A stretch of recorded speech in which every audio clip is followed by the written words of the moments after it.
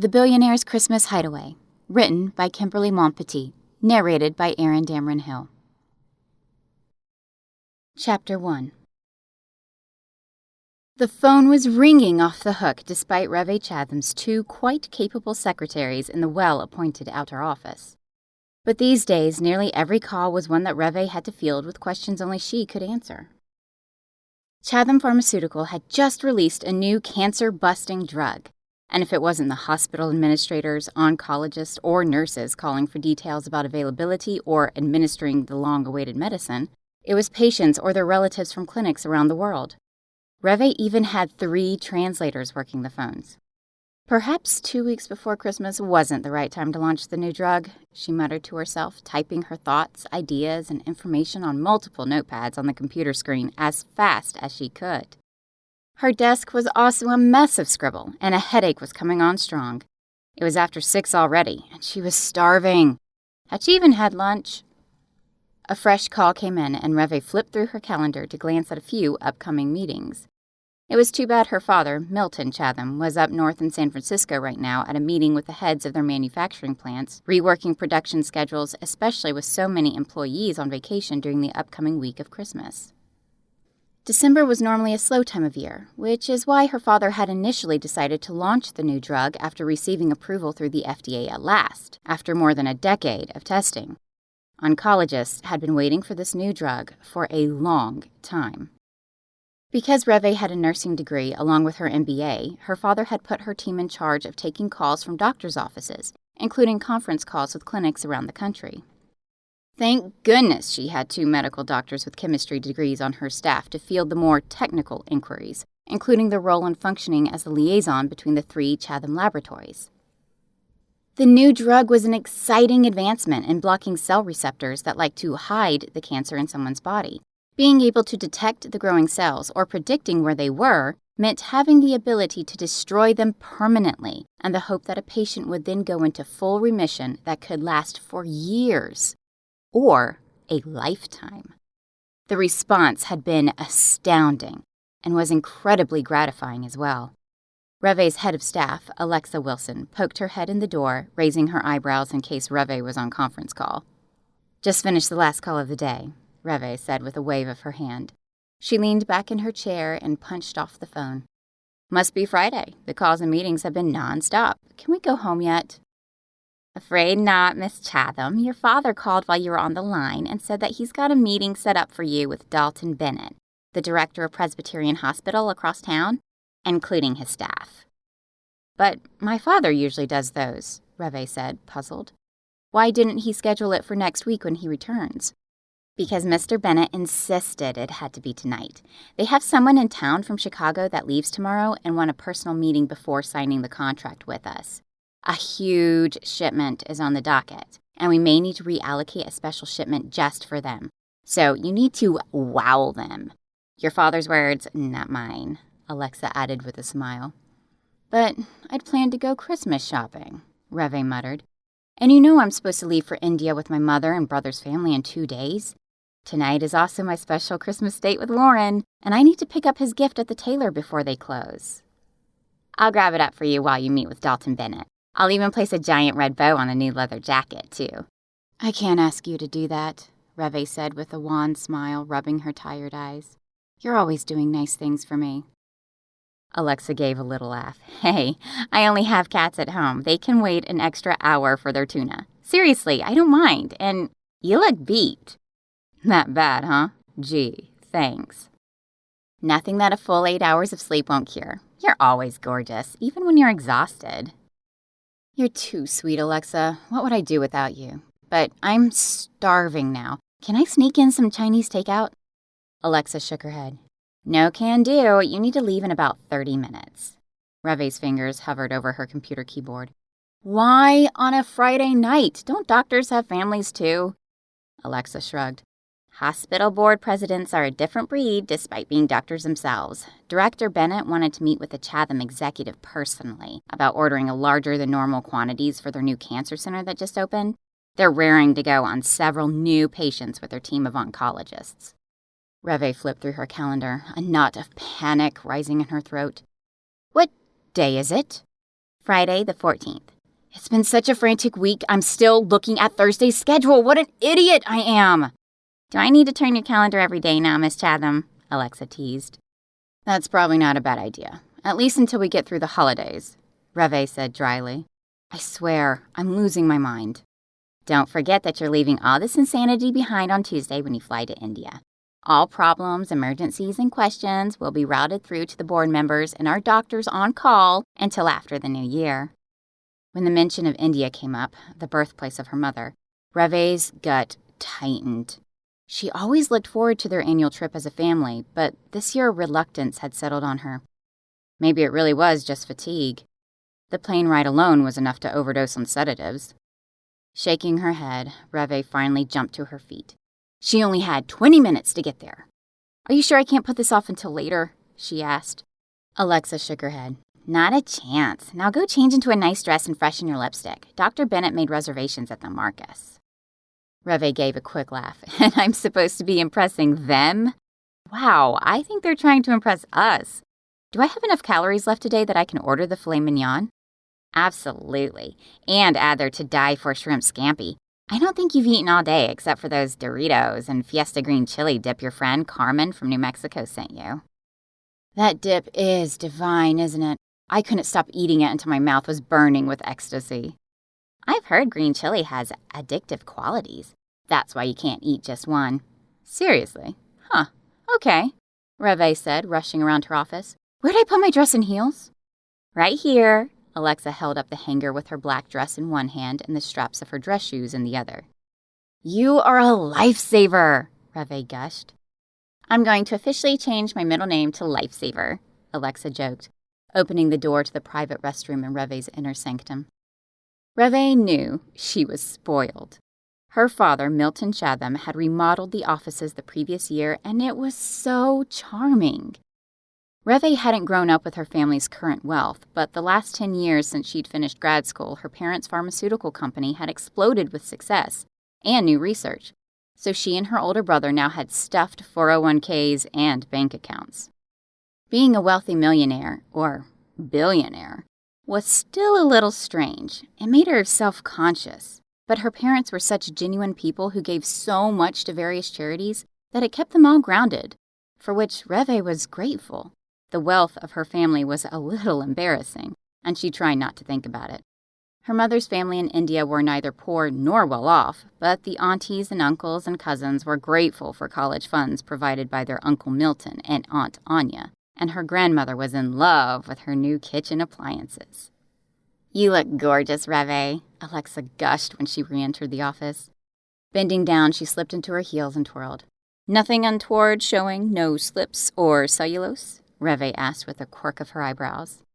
You look perfect as always. The only question is whether the doctors and hospital administrators you're meeting are old dudes or handsome young guys that will sweep you off your feet. Unfortunately, I have already been swept off my feet by Warren Daly, Revé said gaily, bubbles of anticipation rising in her stomach. I think Warren may propose sometime over the holidays. I caught him hinting at a surprise for me over the phone one day to his best friend, Paul. I knew it, Alexa said, giving her hand a quick squeeze. It's so exciting and romantic. An engagement at Christmas? Making out under the mistletoe? Revé laughed, searching for her handbag to head out the door. Right here, Alexa said, dangling the purse from her fingertips.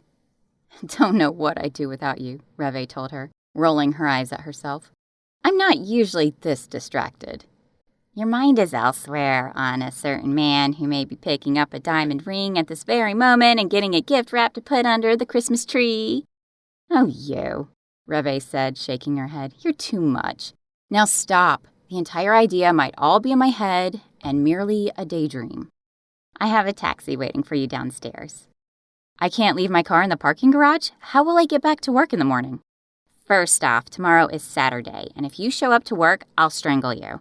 Second, I'll get Brad to help me drop your beloved Maserati at your house.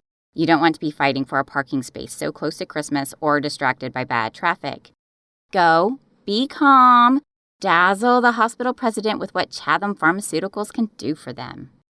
Revé gave Alexa a brief hug and finally took the elevator down to the lobby. As promised, there was the yellow taxicab waiting for her. She slid into the vehicle, and the driver said, "The Marcus, ma'am?"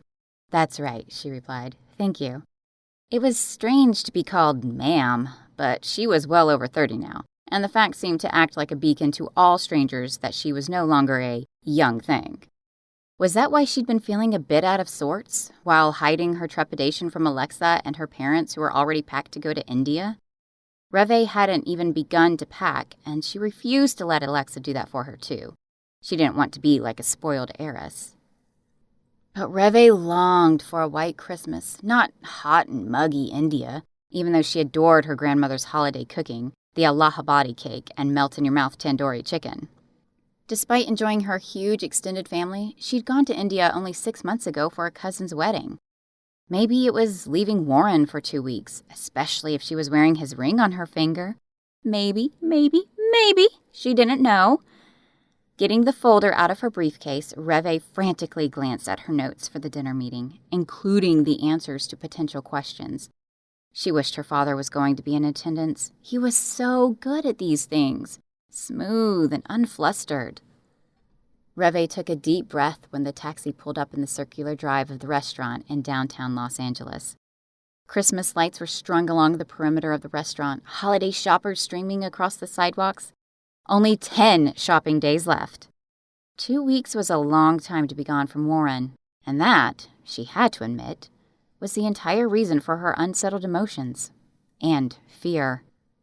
Over the last 10 years of her life, she had almost married 2 other men, and both relationships ended badly, her heart broken into pieces. Betrayal by her college love Gary, and then total indifference when Martin deserted her a month before the wedding. That was an expensive breakup, and embarrassing, when her family had to get on the phone and call everyone who had received the announcement to tell them the wedding was off. Returning the gorgeous satin dress she'd special ordered, the glittering diamond ring, cancel the catering, the Hotel Monaco for the reception, all of it was soul-ripping. Thankfully, her old friend Carmen jumped in to rescue her and took over the long list of cancellations, sparing Revé from the embarrassment. There were days Revé was sure she was cursed when it came to her romance life. Revé tut-tutted to herself, recognizing her mother's funny habit. How ridiculous she was being. Paranoid. Nothing was going to happen to safe, perfect Warren. He was the one. They'd have a beautiful summer wedding on a sunny day next June. Sliding out of the taxi, she handed over 3 20s, wished the driver a Merry Christmas, and hit the sidewalk with her high heels, gripping her briefcase firmly in one hand. "Right now, focus on the dinner and your clients," she told herself sternly. Warren had already texted a few hours ago to arrange a meet-up for drinks after her dinner meeting. The thought of it made her stomach jump with anticipation. Perhaps tonight was the night after all.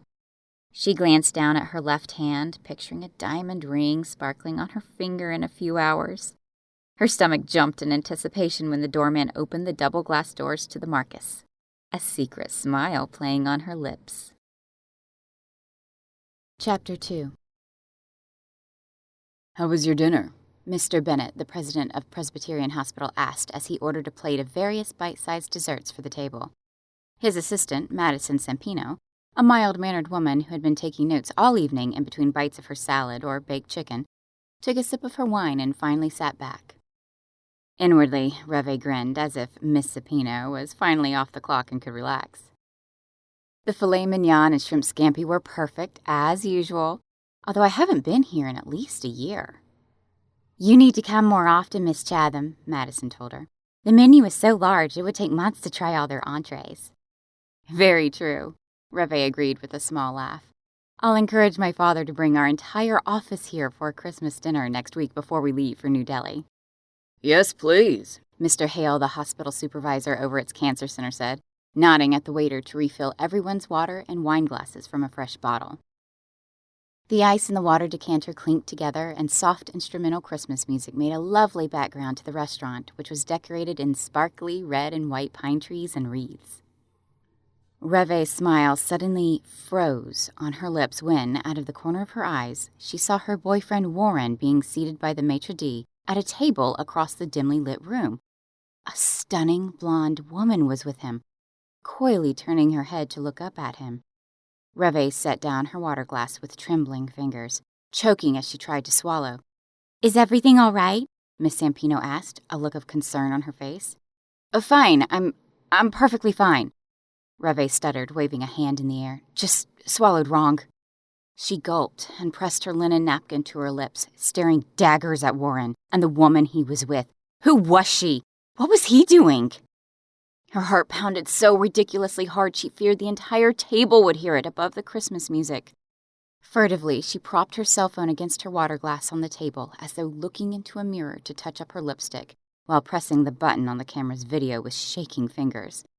At the exact same moment that Warren placed a hand over the woman's arm in an intimate gesture.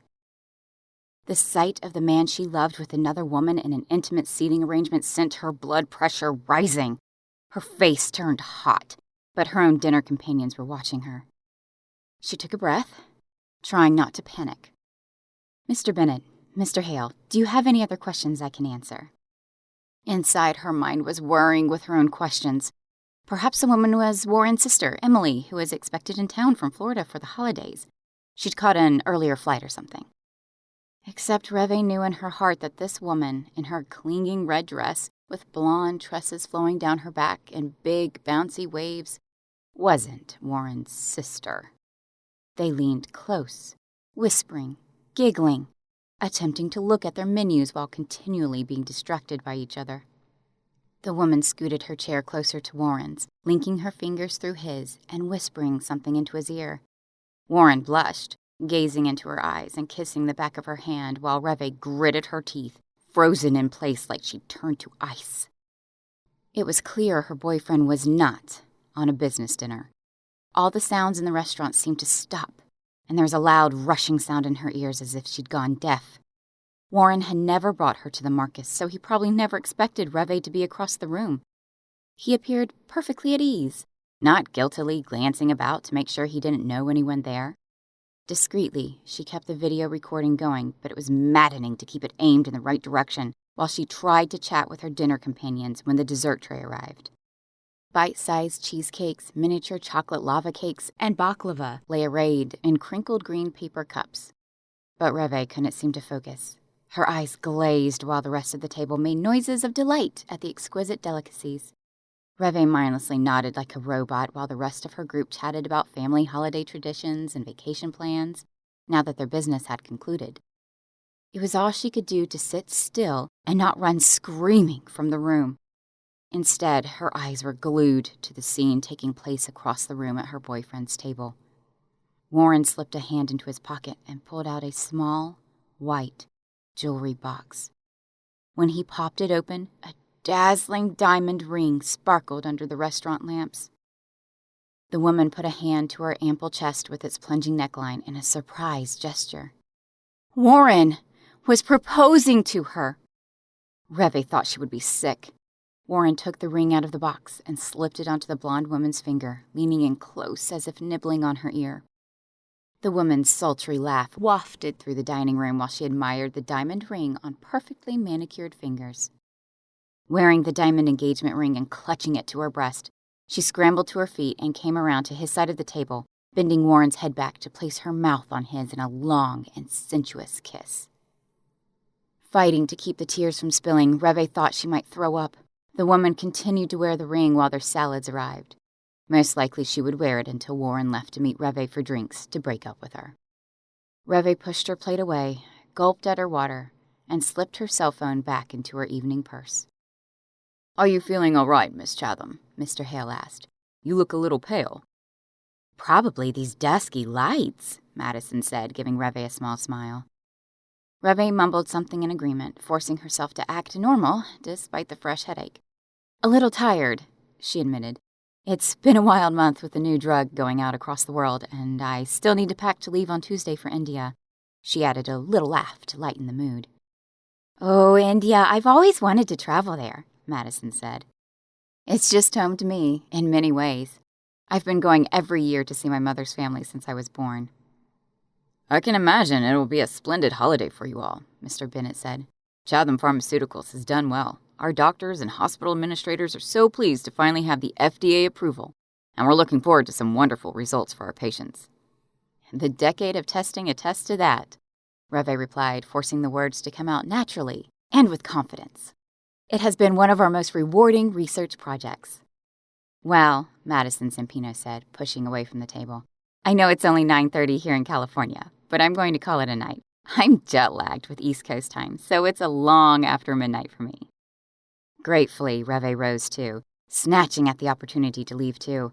Her eyes kept darting over to Warren and the blonde hussy. She was the one that was supposed to be meeting him in less than an hour. All day, Revé had been hoping that she'd be getting a ring tonight. A string of curse words ran through her mind. "I'm going to visit the ladies' room," she said vaguely. "May I call a cab for you, Revé?" Mr. Hale asked, his fatherly white hair and gentle voice comforting. "Thank you, but I'll be fine. I may call my brother. We have, family trip details to work out." Mr. Bennett reached out to shake Revé's hand.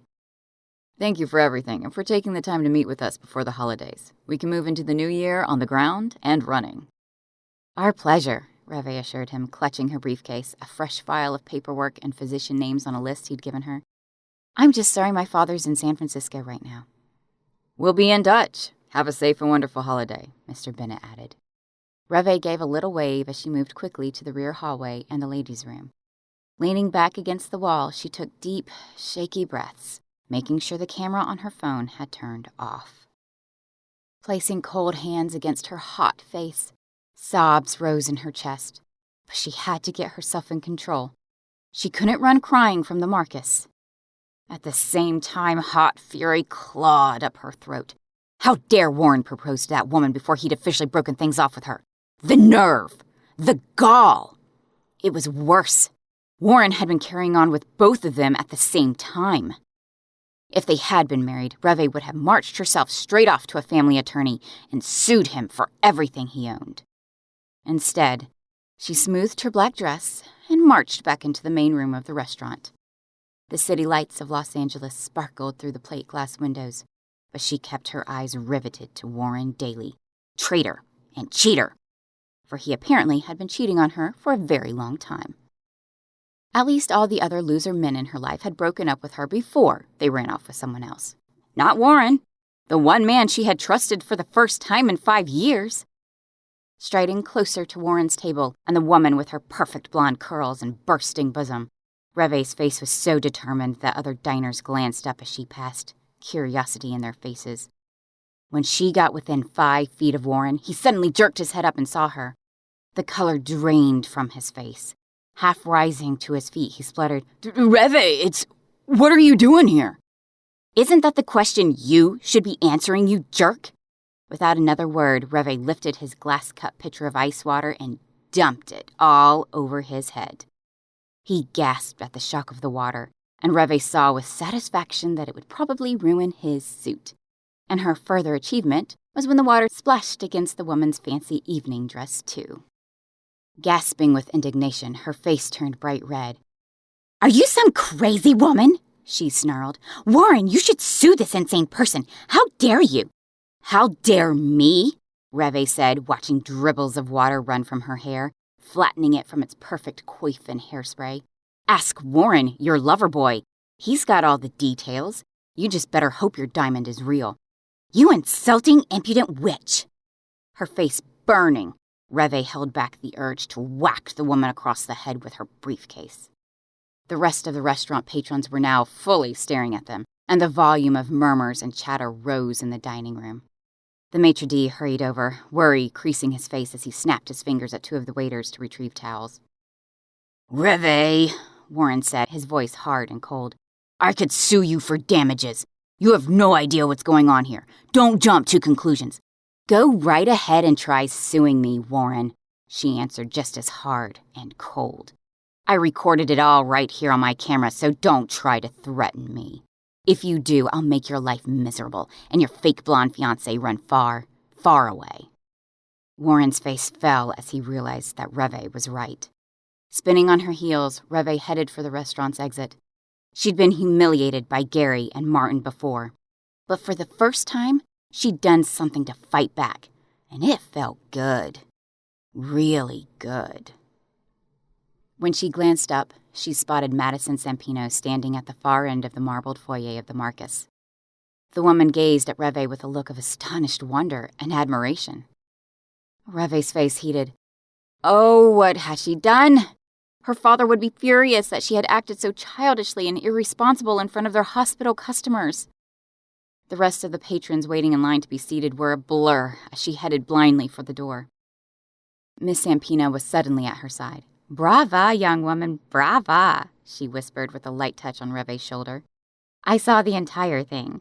I could tell you were recording something with your phone, and it soon became apparent who you were glaring at." Revé bit at her lips. Oh, dear, was it that obvious? The woman shook her head conspiratorially. Only to another woman. Now go home and forget that louse. He's not worth it. Chapter 3. Her triumph lasted until Revé arrived back at her apartment in a drizzling rain. The realization of what she had done come over her like a punch in the stomach. She'd thrown a pitcher of water at Warren in the middle of the Marcus, one of the most elite restaurants in Beverly Hills. Even though she had ignored the shocked patrons, she'd never be able to show her face there again. The rest of it was a blur. Had Mr. Bennett and Mr. Hale still been standing there? Had their two major clients seen the entire scene like Madison Sampino had? Revé's face burned. "What have I done?" she moaned, burying her face into her pillow. But that wasn't the worst of it. Warren, her boyfriend of the past 2 years, who she had been persuaded was about to propose, had cheated and betrayed her in the worst possible way. "That's why he wanted to see me tonight," she raged, pacing the floor in fits and starts, throwing couch pillows against the walls. "He wasn't bringing a diamond ring for me. He was planning to break up with me." She wanted to call the man every evil name she could think of, just as her cell phone began to ring. It was her mother. She punched the button and stared at the screen. "Really, Mother, you're calling me now? It's midnight." "Since when did you start calling me Mother? I've always been Mama." Her mother's charming accent came through the line even though she'd spent the last 35 years of her life in California. Not too thick, but not too slight. "Mama," Revé repeated. "It's very late. I'm in bed." "No, you're not. I think you just got home, my darling girl." "How would you know that?" "Because your father just got a phone call from Mr. Dalton Bennett." Revé groaned and flopped down on the couch. "Mother, I can explain." "I can guess. Your dinner group watched the entire episode, and even though it was a bit shocking, Miss Sampino explained that you were brilliant." For those watching the show, shocking is putting it mildly. "I'm sure it's an exaggeration, dear. Why don't you call Warren and straighten all this out?" Her mother, Anya Chatham, can never fathom anyone being dishonest, untrustworthy, or unfaithful. Despite a shrewd business sense and accounting brains coming out her ears, she liked to believe the best in everyone she knew. "There's nothing to straighten out. It's over." "Surely it can't be that bad." "Worse. I have the whole thing on video. The diamond ring, the deep-throated kissing, the works." Revé's voice choked on the last words. "Oh, darling, no," her mother said in a whisper. "I'm so sorry. I'm coming right over." "Your chicken soup isn't going to help this one," Revé said, the words more bitter than she intended. After all, she knew her mother only wanted her daughter's happiness. The entire family had liked Warren and assumed their engagement was imminent. Why wasn't she ever enough? Never good enough for the men she fell in love with. What was wrong with her? It was a bitter pill to swallow. Again. "Third time's the charm, I think," Revé said. "I officially swear off men forever. God himself is going to have to come down and tell me who the right man is, probably yell it in my ear, and then shine a halo of light on the guy." "Oh, honey," her mother's voice was pained. "We're going to whisk you away to India and help you forget all about Warren and that horrible woman. You're going to have to find some mind bleach. I think the sight of them together and the huge diamond on her perfect skinny finger is etched on my eyeballs forever. We need to find you a good man from India. I'm going to get out my address book and talk to all my friends and cousins. I'm sure there is a smart, nice-looking man close to your age who has a doctorate degree in something.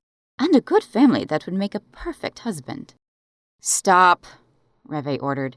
The thought of her aunties, her mother had 5 sisters, and all of those cousins made her sick to her stomach. She didn't want to face them. She couldn't. Tuesday's flight was coming much too fast. "Why, what did I say?" her mother asked innocently. "Come on, Mama. You know perfectly well what you're doing, and I'm not going to marry an Indian man. I was born here, in Los Angeles. I have nothing in common with potential husbands in India." Her mother made a chirp of indignation. "Tisk, tisk. You're half Indian, remember? Half your family still lives there." "How could I forget?" Revé said weakly, trying not to laugh while she wished she could get off the phone and cry instead. But even though hot emotion burned behind her eyes, the tears weren't coming. Usually she would be weeping with grief and hurt, crying for 3 days straight. But for some reason, all she wanted to do was smash Warren's crystal collection and rear-end his pride and joy, that brand new cherry red Ferrari, into a large brick wall. While she was at it, she'd rip out that woman's perfect blonde hair and magenta fingernails. "You've gone awfully quiet, Revé. I can only imagine what you're thinking and feeling." "I'm not sure you can, Mother," Revé said, biting her tongue as she tried not to smile at what she was really thinking. "I'm going to bed. I'm exhausted. I'll talk to you tomorrow." "Are you packed yet?" "No. That will take your mind off your troubles, sweetheart." Revé grimaced. Actually, no, it wouldn't. Now she just had a whole new set of things to fret over, like all of her gossiping, nonstop talking relatives for the next 2 weeks. Without a doubt, her aunties had already spread the word of her horrific betrayal by Warren Daly. Midnight right now was just after lunch in New Delhi. Her aunts would be shopping and decorating and baking and cleaning house for the holidays. And talking. Endlessly talking. Especially if her mother had already called them about her only daughter's fresh romantic woes. Romantic woes were a topic of great delight to any female relative, especially when that niece or cousin had suffered through three terrible breakups in the last 6 years. They would assume Revé would be in mourning. "Just don't put together a funeral dirge or a wake for my love life, okay?" "Would my sisters and I ever do such a silly thing?" Her mother's tinkling laugh came through the phone. Yes, they would, Revé thought. "Good night, Mama." "Okay, tomorrow, no work. I will tell your father no work for you. Focus on packing. Many suitcases with clothes for every occasion and nights out and dancing and parties." It was all Revé could do not to throw her phone across the room and stomp it into tiny little metal pieces. There was no way she was packing to go to India. She was going to take her rebellion one step further. She was not going to India for the holidays at all. She was going to stay right here in Los Angeles. Better yet, she'd go down to San Diego and get a beach house and drink all the margaritas she could swallow without getting sick, which wasn't very many since she didn't actually drink. Well, that plan wasn't going to work. Instead, Revé would find a beach and drink Coke, a 12-pack every day until she was sick and jittery with caffeine. Rolling off the bed, she threw on some sweats and a hoodie, grabbed her wallet and keys, and jogged down to the corner market, picking up a 2-liter bottle of Coke, a handful of candy bars, and 3 microwave popcorn packets. Back at her apartment, she settled under a pile of blankets with her snacks and a tall glass, Coke sizzling over the ice cubes while she brought up her all-time favorite movie, The Princess Bride. She needed to laugh, to be transported away from her own sorry life. And she did, laughing hysterically at the bald and spitting know-it-all Fitzini, who repeats inconceivable until he keels over dead, and cheering for Inigo Montoya, who finally enacts his revenge on the 6-fingered man who killed his father. The reunion of Wesley and Buttercup always made her choke up when he finally removes his mask, and she sees the man she had thought was dead for 4 years. By the end of the movie, Revé had eaten the Snickers bar, a big bowl of popcorn, and drunk most of the 2-liter soda. And this was after the fabulous dinner at the Marcus. "Okay, back to my regularly scheduled diet tomorrow," she said aloud, pulling the warm blanket up to her chin for the final climactic moment of the movie, her absolute all-time favorite last 2 minutes of any movie she had ever seen. When Wesley kisses Buttercup. The narrator said, "Since the invention of the kiss, there have been 5 kisses that have been rated the most passionate, the most pure. This one left them all behind. A few tears leaked from Revé's eyes, and she rewound the kiss 3 more times to watch Wesley and Buttercup's lips slowly come together in the perfect, passionate kiss. Wesley's hand pressed against Buttercup's head and her luscious golden locks. Ugh, she sighed savagely, grabbing a tissue to dab at her eyes. Darn you, movie! Why do you have to torture me with the possibility that might never happen? If Revé was honest with herself, none of her longtime boyfriends, or fiancés, had ever kissed her in the way that Wesley and Buttercup's passionate kiss was described. So why are you crying, you idiot? She snapped at herself while she snapped off the kitchen lights and checked the alarm system. It was 3 o'clock in the morning, and Revé was just feeling sorry for herself. But would she ever meet a man that would give her the most passionate, the most pure, and marvelous kiss of her life? That was the $25,000 question, one that Revé was 100% certain that after tonight would never happen. Chapter 4. Revé forgot to turn the sound off on her cell phone, so when it rang the next morning before 8 a.m., she was so groggy she wasn't sure where she was, except in the middle of a dream where she was stuck in a cabin on the edge of a mountain, snowbound, with no way out for 6 months. Maybe I do need a break from my life, she muttered, searching frantically for her phone, just to find it plugged into the wall next to her bed. I was actually looking forward to not getting out of the imaginary cabin until the spring thaw, and now I'm talking to myself. Hey, Revé said hoarsely, seeing her best friend Carmen Hurley's name on the screen. Who wakes up this early on the weekend? You sound terrible, Carmen said cheerfully. Gosh, thanks, I love you too, Revé retorted. I think it's the sleeping pill I took last night after eating myself silly over The Princess Bride. I feel like I've been drugged. That's because you have been drugged. A self-induced sugar coma. And why are you taking sleeping pills? That's not like you. Why you ask? His initials are Warren Daly, Revé spit out. Just saying his name hurt her throat. Did you get your diamond ring last night? Carmen squealed, obviously not tuning in to Revé's unfortunate mood. There was a moment of silence while Revé hit the remote control of her TV to see if the world was still spinning. Wait a minute, Carmen said slowly. You don't sound like a girl that just got engaged and had the night of her life. You're so astute, old roommate. No. What happened? Is Warren still alive or is he in a coma?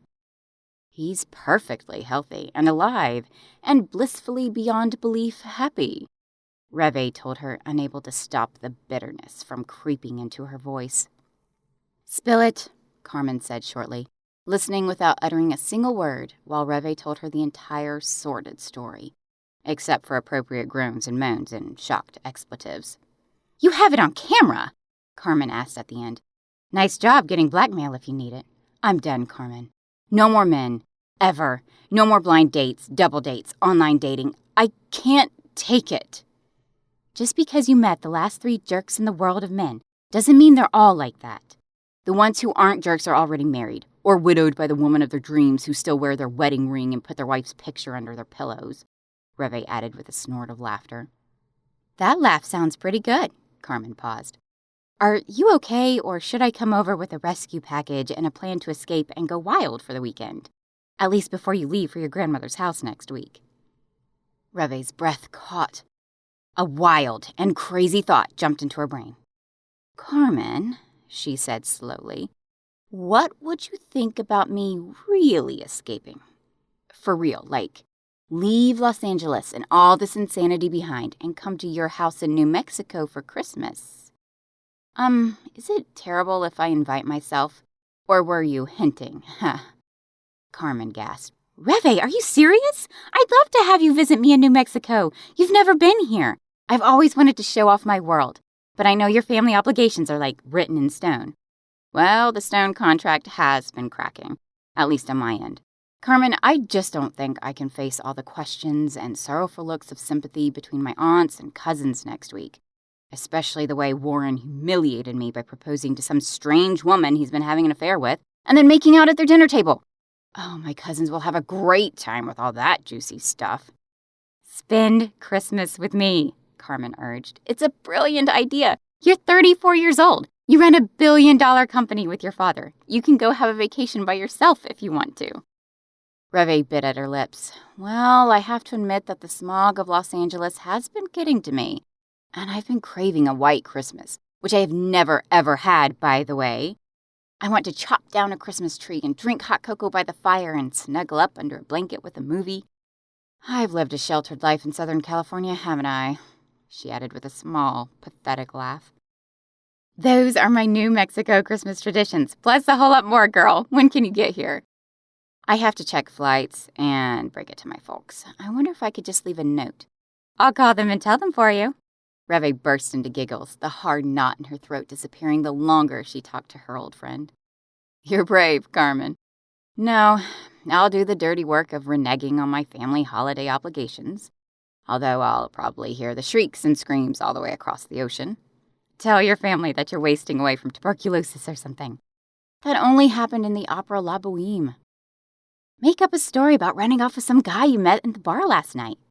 You're terrible, Revé spluttered. They'd never believe that about me. Her friend's voice turned mischievous. I'll bet they'd be happy, actually. Revé rolled out of bed. She was laughing so hard. Gosh, you're right. They'd all love to come to America for a wedding. Mine.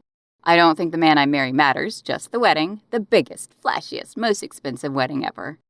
Okay, go wipe your eyes and get dressed. I'm calling the airlines right now. Be ready to receive your e-ticket in 15 minutes. Aye, aye, Miss Hurley. Alexa's going to die when she hears about what I'm doing. Who's that, one of your cousins? No, my assistant at work. She's been telling me to rebel for years now. She sounds like my kind of friend, Carmen said gaily. Ta-ta for now. Talk soon. Chapter 5. Revé's head was spinning when she boarded the plane 3 days later for Albuquerque, New Mexico. She swore it felt like she was headed to a foreign country, although it was only 2 states away. Do you need your international passport? Her mother had asked after Revé broke the news and the wailing finally ceased. Nope, it turns out New Mexico is actually part of the United States. How about that? When she told Carmen what her mother had said, her friend laughed hysterically. Hey, we have a zip code too. We've been a regular state for well over 100 years. Don't be a silly East Coast girl and insist there's nothing between Arizona and Texas. It's a big, beautiful state with mountains and the Rio Grande and cottonwoods and Native American pueblos and red chilies hanging on the porches and tamales and scrumptious sopapillas, hot out of the deep fryer with honey for Christmas Eve dinner. And yes, half the state does speak Spanish. I'm from California, not the East Coast, Revé retorted, trying not to laugh in return. Practically the same thing, honey, Carmen said dryly. Of course, the conversations with her parents and her brother wasn't nearly as easy. Her mother was shocked that Revé was backing out of the annual family trip to her hometown and all the extended family. Didn't she understand that it was a tradition? As if their yearly trip to India was like a religious pilgrimage and Revé was committing a sin. Mama, she said repeatedly, trying to explain, I just can't go this year. I'm too emotionally distraught. You sound perfectly fine to me, Anya Shatham accused suspiciously. I cry every night into my pillow, Revé lied, crossing her fingers behind her back. She was disappointing her mother, but when she thought about boarding that plane and trying not to get aggravated by her well-meaning but often nosy family, she just couldn't bring herself to go. By the morning of the second day, she was tired of being outraged by Warren. She refused to be a victim of a man who was apparently a selfish, unfeeling jerk. She'd actually dodged a bullet, right? Why weep over someone who had treated her in such a despicable manner? But deep in her heart, Revé wanted a family of her own, children to tuck into bed each night, and hold their hand when it was time to face the scary dentist. She wanted it all, and that dream seemed elusive most of the time. Then Revé's father called upon his return from San Francisco. Hey, Daddy, how was the trip? Rainy, wet, windy, the usual. But it's such a pretty city. Downtown was decorated very nice, and we tried a new restaurant in Chinatown that was superb. I get to go with you next time, okay? I'll plan the itinerary for all the fun we'll have after we complete our business. Quit stalling, my darling girl, he told her in his deep voice. So, it's over with Warren. Completely. irrevocably. Can't say I'm sad to hear it. What? Revé was shocked. Something about that man always rubbed me the wrong way. Guess I'm terrible at picking men. Every time I think it's the one, he's not, in a big way. You'll know when you find the right man, the one you're meant to be with. You're such a romantic, Daddy. I want what's best for you. He paused as if choosing his words carefully. Your mother is pretty upset about you canceling the trip. It'll be the first time in your life that we go by ourselves, that we're not together during the holidays. I only canceled me. You guys go and have a blast. I get to go somewhere new and exotic too, and I haven't seen Carmen in ages. Did I ever tell you that your mother and I went through New Mexico on our honeymoon? We were fresh out of college, driving an old '68 Chevy cross-country to get to Columbia for grad school. Loved it. Its nickname is the Land of Enchantment, and it was. There was a powerful ancient spirit about that state. Lots of history, and great, down-to-earth people. You'll love the food, too, my spicy Indian food-loving daughter. It sounds wonderful. I need a change of scenery, and it will be my first white Christmas. Well, that settles it. Snow boots and mittens for you this winter. I'll take care of things with your mother, and give your love to your granny for you. Take pictures, freeze your toes, and go for a hike in the hills of Taos. I promise, and please tell Granny that I'll visit her in the spring before it gets too hot. Keep in touch, sweetheart, and fly straight back home if you need anything, he added with a fatherly growl. The flight was only 2 hours, but when Revé saw Carmen standing at the bottom of the escalator near baggage claim, she launched into her arms. It's been way too long, Revé said. You look wonderful, although you're bundled up like a snowwoman, I mean.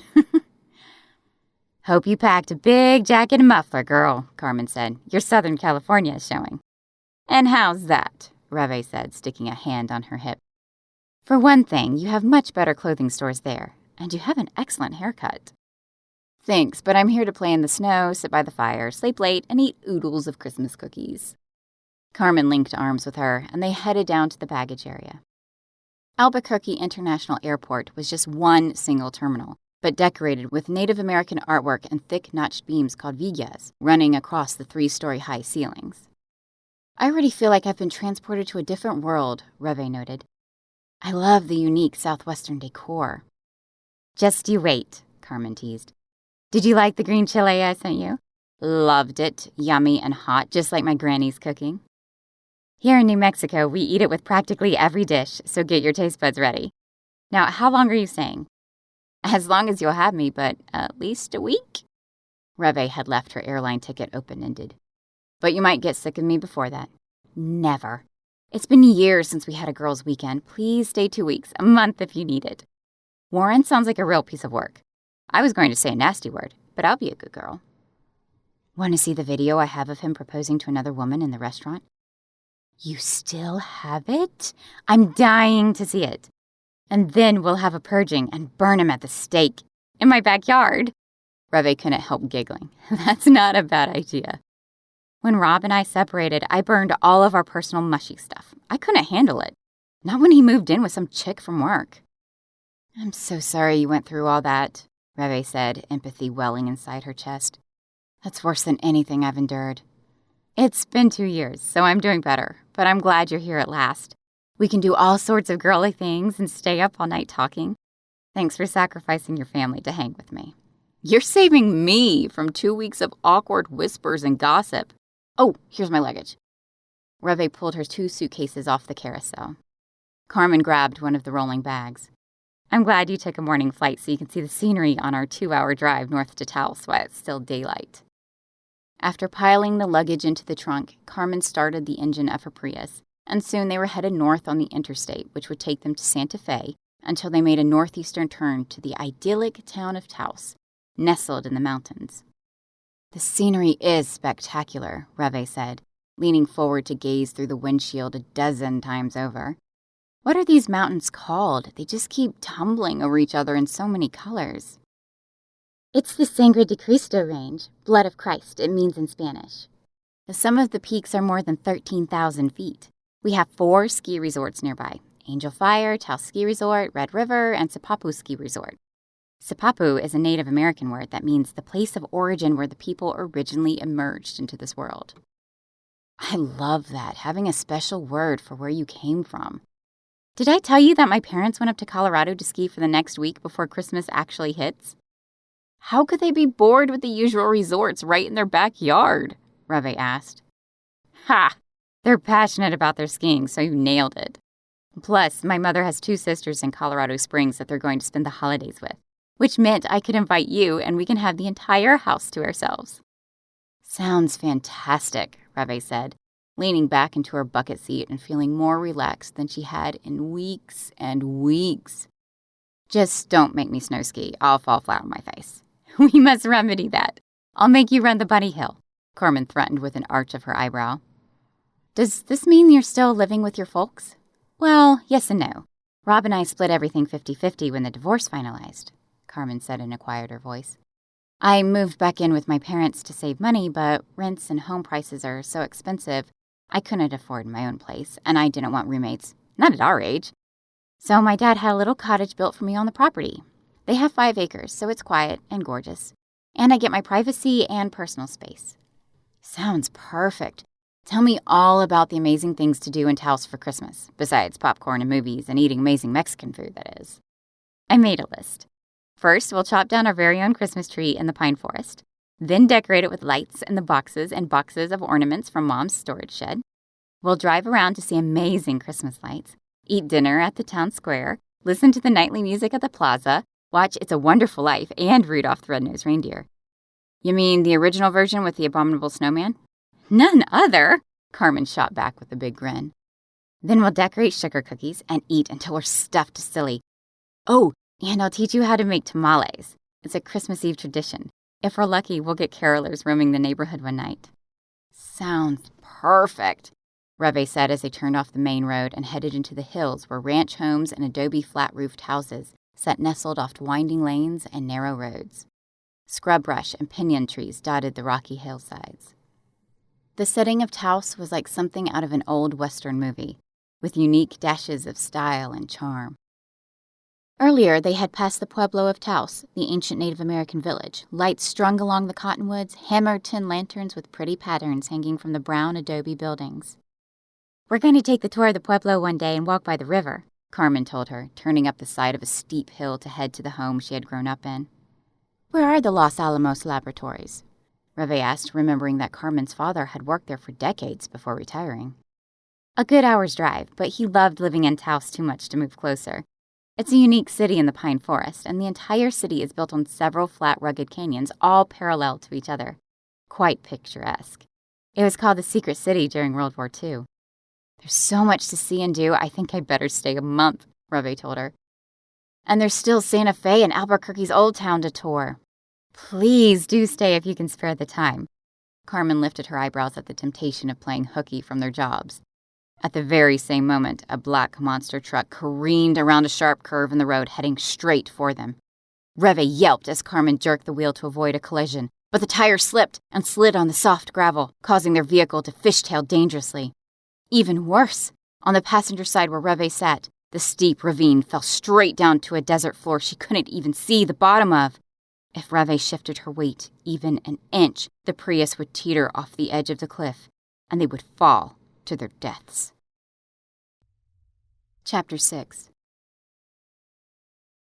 We're going over the edge! Revé screamed, watching her life flash before her eyes. The car skidded to a stop, and Carmen jerked at the emergency brake to hold the car in place, letting out a shaky breath. The oncoming truck roared to a stop as well, sending up a cloud of dust in the bright afternoon sun, blinding Revé through the windshield. Carmen slammed a fist against the steering wheel, turning off the engine.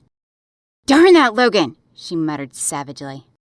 "Who's Logan?" Revé asked, leaning toward her friend as if that would keep the car from tipping over the edge of the cliff, where they would be dashed against the boulders lying below them at about 500 feet. "The view down there is absolutely frightening. Will the car slip over the edge?" "No, oh no, I'm sorry, Revé. We're further from the edge than it looks, but it is nerve-wracking all the same." "Who's Logan?" Revé asked again, thinking that person had the answer to their predicament, although she had no idea how. "Is he your mechanic?" "I wish," Carmen said with a touch of irony. Nope, that hunk of a male specimen in the truck is Logan Redmond, my neighbor. Revé stared through the windshield as the dust cleared. A tall, broad man exited his rumbling diesel truck, its back end filled to the gills with, well, something, since there was a tarp tied down over the massive load he was carrying. It was a chilly 39 degrees by Carmen's car thermometer, but Logan Redmond wasn't wearing a coat, as if the cold had no effect on him. His chest and arms were bulky with muscles under the long-sleeved forest green Henley shirt he was wearing, with his black jeans and cowboy boots. Revé wasn't sure she'd ever seen such a sculpted athletic man in her life, besides television or models on the grocery store magazine rack. She couldn't stop herself from staring until her eyes bulged. Taking a gulp, she finally eased against her seat and tried to release her death grip on the dashboard. "You okay?" Carmen asked. "You've gone really pale." Yeah." Revé blinked and pressed a hand to her heart that was thudding against her ribs.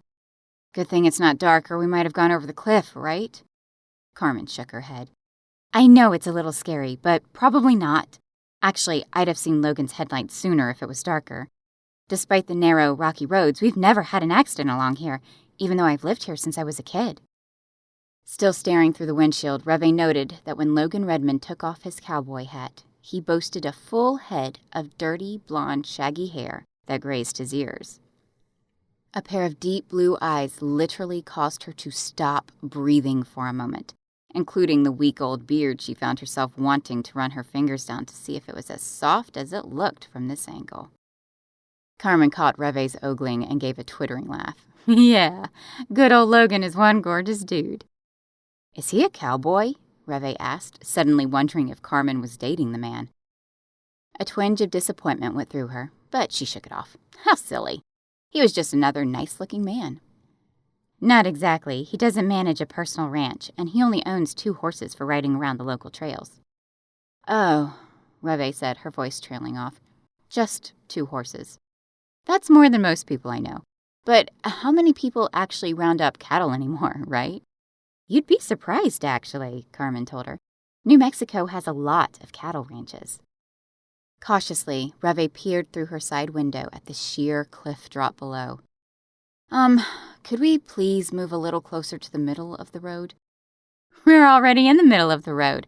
One of us, me or Logan, is going to have to back up to let the other pass." "What?" Revé didn't like the sound of that.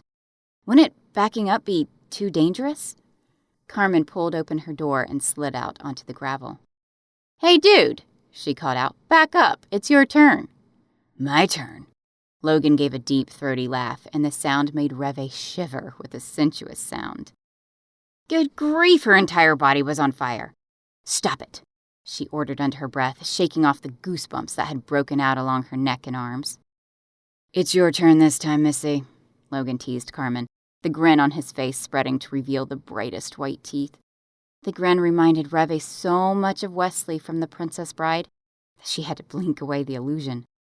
"I keep a log of turns, and I backed up the last 3 times. "You were such a liar," Carmen shot back, hands on her hips.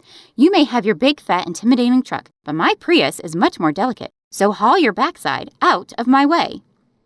Slowly, Revé slid her own backside over the gear shift to get out of the car. If she sat there any longer, she'd get so dizzy she'd end up flinging herself off the side of the mountain. Inch by inch, she finally plopped herself in the driver's seat, thinking how stupid she was to be such a ninny about the narrow road. After all, Carmen had driven it every single day for decades. "Your friend's about to put that sissy car into reverse and leave you stranded," Logan told Carmen, his eyes latching onto Revé's face as she slid out of the vehicle, her legs wobbly. "Ha! My car gets 50 miles to the gallon compared to the 12 you get in that hunk of junk." Even though she was finally standing upright on the dirt road, Revé continued to hang onto the car door with both hands. The diesel engine was making a considerable racket, so everyone was shouting to be heard, which Revé found very amusing. Carmen and Logan were arguing like they were teenagers. From their tones and saucy stances, she was getting the feeling that they did this all the time. "How long have you 2 known each other?" she asked, stepping forward. "Since kindergarten," Carmen said over her shoulder. Logan used to pull my braids until I beat him at the 100-yard dash, before he suddenly shot up to 6 feet the following year." "He made 6 feet tall by first grade? That's quite a feat," Revé said without cracking a smile. Carmen burst out in giggles. "You always could do deadpan well, Revé. I stopped wearing braids by 5th grade, but we were always competing in sports and grades. That's too bad," she added, lowering her voice, "because he's one of the best-looking men I've ever met, and yet we're like buddies. No romance at all." Revé peered at her, curious. "Do you wish it was different?" Carmen shrugged with a shake of her head. "Nope. Logan is a good guy and always has my back. But if we were to start dating, it would be like dating my brother. Although I've always wondered if he's a good kisser. I'll have to leave that to someone else to find out." Throwing Revé a quick wink, she strode forward to inspect the front of her vehicle. Revé followed, curious as to just how close to the edge they were. "Oh," she said, "you're right. We're about 5 feet from the edge." Even so, 5 feet on the edge of a deadly drop-off is too close for comfort for this city girl. The next moment, Logan was beside her, gazing into Revé's face, his eyes taking her in. All of her. As if puzzling her out. She sucked in a quick breath and stepped back, trying to retain a measure of calm coolness and not the fear from 2 minutes earlier. "Sorry for scaring you girls," Logan told Revé. "You chose the wrong best friend today." "It appears I did, and the wrong neighbor to collide with," Revé added tartly. "That was some crazy fast driving." "I'm sorry," he said again. "I don't usually meet someone on this stretch in the middle of the day, let alone Carmen. I forgot she was heading to the airport to pick someone up. You must be the someone." He gave her a wide, slow smile and held out his hand in greeting. Revé stared down at his large, beautiful hand. Rugged, but no gnarly knuckles. Not too slender, not too thick, just really masculine and attractive. She gave it a quick shake and fought the reaction she was having at the warmth and strength in that perfect, manly hand. "I'm going to take the opportunity to stay mad at you for a little longer. My heart is still about to jump out of my chest." He gave a half bow. "Didn't mean to give you a heart attack, but please believe me when I say that you weren't in mortal danger." Revé gave him a sideways impertinent glare. "Mortal danger is debatable. I'll decide that for myself." "I didn't mean to scare the life out of you," he added, his voice pleasant and penitent. "I'm Logan Redmond, by the way. Neighbor, instigator of crazy, part cowboy, part city boy, and often a pain in the you-know-what." "Is that guy bothering you?" Carmen called out after inspecting the width of the road. "Not too much," Revé shot back, jumping into the teasing with both feet. "But I think he's harmless." "Most of the time," Carmen added. "Do you want to introduce me to your friend, neighbor?" Logan pointedly asked Carmen. "This is my amazing, wonderful, and gorgeous friend from long ago. College, to be precise. Revé Chatham." Logan tipped his cowboy hat back from his forehead, deepening his gaze on her face until Revé's skin prickled, and she was sure her neck was turning a bright red. "Nice to meet you, Revé. Is that French?" She nodded. "My mother is from India, but she lived in France during her teen years while her father was an ambassador there. The name means dream." "Ooh, I love that," Carmen said, interrupting Revé's locked gaze on her rogue neighbor. "I don't think you ever told me that." "Dream is a beautiful name for a beautiful woman," Logan said, his eyes still on Revé's face. "Oh, please," Carmen said with a snort, sashaying closer. "You're such a flirt." Logan opened his mouth in surprise and shook his head vigorously. Revé jumped into the conversation's patter. "Don't say things you don't mean just to score points with your neighbor's friend." "I always say what I mean," he told her, lowering his voice and giving her a clear-eyed expression. "I'm truthful and sincere, and if you need anything while you're in Taos for the holidays, please call. I can fix anything, make emergency calls, break a horse, haul logs, chop firewood, you name it." "You run women off the road quite well, too," Revé threw back. He really had given her a good scare, and she wanted him to know it. "Point taken, and I'll apologize to my dying day. The county needs to regrade this blind curve." "Why wait for the county?" Revé challenged. "If you're so handy with everything, I'm sure you can fix it." "I'll get me a tractor first thing in the morning," Logan said, boyishly grinning. A laugh rose up in Revé's throat, certain he was putting on the cowboy bad grammar just for her. "Where are you going to find a tractor by tomorrow morning?" He can get his hands on anything, Carmen spoke up. He owns the rental place in town. Household items, appliances, farm equipment, anything. And I know how to use them, Logan added. Don't get too cocky, Carmen warned. Now back up so we can pass. Revé's been traveling since before dawn, and I want to take her on a tour of Taos before it's dark. Dark is the best time of the day, at least during the Christmas season. Logan gave a smile, and Revé couldn't help zeroing in on his impeccably perfect mouth. Taos goes all out for Christmas. That's why I came, and for the snow, although it's colder than I expected. Hey, it's a balmy, sunny December 18th. Just wait until we go below 0 in January. By then, I'll be back home in Los Angeles, Revé said, her own mouth lifting into a smile. Sunbathing. That's a sight worth going to smoggy Los Angeles for, he said in a low voice. Carmen rolled her eyes and whacked him on the arm. Oh my gosh, cut it out, Logan. Let Revé unpack before you overwhelm her with your over-the-top small-town charm. But Los Angeles also has Disneyland, Logan added. I love Pirates of the Caribbean. You're impossible, Mr. Redmond, Carmen said with a sigh before turning to Revé to explain. Logan's annual family vacation was driving the family minivan to the happiest place on earth, and he still likes to go every other year. I like Disneyland too, Revé admitted, and California Adventure, and Universal Studios. I have an annual pass. Logan whistled. Now that's worth its weight in gold. See you around, Revé, he said, tipping his cowboy hat before striding back to his truck. Jumping into the cab, he revved the loud engine, put it in reverse, and backed up about 100 feet to give them space to get around his vehicle. This is our chance, Revé, Carmen yelled. Slide in. No, my side. I don't trust you not to fall over the edge. I don't trust me either, Revé admitted, her skin prickling when she glanced at the steep ravine again while sliding through the driver's side back to her own passenger seat. That drop scares the heck out of me. You already sound like a small-town girl. That didn't take long. Let's get some lunch, and I'll let you unpack, and then we'll make our list of devious, wonderful holiday plans. Chapter 7. The Hurley home was spectacular. Carmen parked in the curving drive that led to beautifully laid brick pathways that ended at double French doors with beveled glass windows. Once inside, the foyer opened into a huge great room, 20-feet-high ceilings decorated by rugged villa beams. An adobe fireplace was set into the wall with blood-red tiles, and a seating area with pillows for lounging beside groupings of comfy furniture and lamps.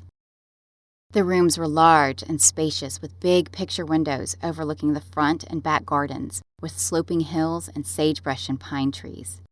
It's absolutely lovely, Revé exclaimed as Carmen took her on a tour. I love all the windows and the sun streaming in, and your kitchen is enormous. Do you ever get lost in here? Oh yeah, all the time, Carmen said with a serious face while she made sandwiches and set out chips and green chili dip for snacking. Yummy, Revé said with delight. Mom left all kinds of frozen meals in the freezer, including the deep freeze in the garage packed with all the holiday food and trimmings. I swear she grocery shopped for 2 days straight. How thoughtful of her. I wish they could have been here too. I only remember meeting them at our college parent weekend many years ago. Let's make a list of things we want to do, Carmen said, lounging in one of the armchairs with a pad and pen. The town square and Christmas lights are a must. A tour of the Taos Pueblo, too. Taking goodies to the neighbors, Mom's orders. Are you up for a hike in the hills? The rattlesnakes are hibernating. Rattlesnakes? Revé echoed. We won't see a single snake, I promise. It's not too cold for hiking? We'll go in the afternoon, on a sunny day, and bundle up good. Carmen consulted her calendar. We have a New Year's Eve dinner and party to go to with friends for my job. I may want to introduce you to a certain man that might be a good match, but I have to think about it still. Don't tease me, Revé said, her thoughts immediately steering toward Logan Redmond and his devastatingly perfect physique and blue eyes. For all her annoyance and fright, he had a playful, good-hearted nature about him, and perfectly gorgeous eyes. When she looked up again, Carmen was gazing at her, an eyebrow raised. Were you daydreaming about something in particular just now? No, Revé said, widening her eyes. Maybe my 6 a.m. flight just smacked me in the face. I'm off for naps, but I need to go dig up our permit so we can go up to the hill to cut down our Christmas tree. We're really going to cut our own tree? Revé had no idea what that was like. Her mother always had fancy fake trees with thousands of lights and perfectly matched ornaments, a different theme each year.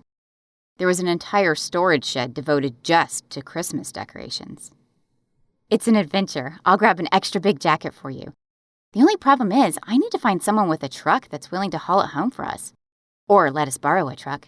Dad took his up to Colorado, or I'd grab his keys." "You need to find someone with a truck," Revé repeated, leaning forward with a chortle of laughter. "I don't live here, and yet I know someone who owns one whose initials are L.R.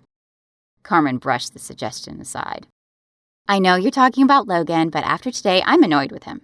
And I'm sure you don't want to spend another minute with the man." Casually, Revé sat back, curling her legs underneath her while watching gray clouds rolling across the plate glass windows.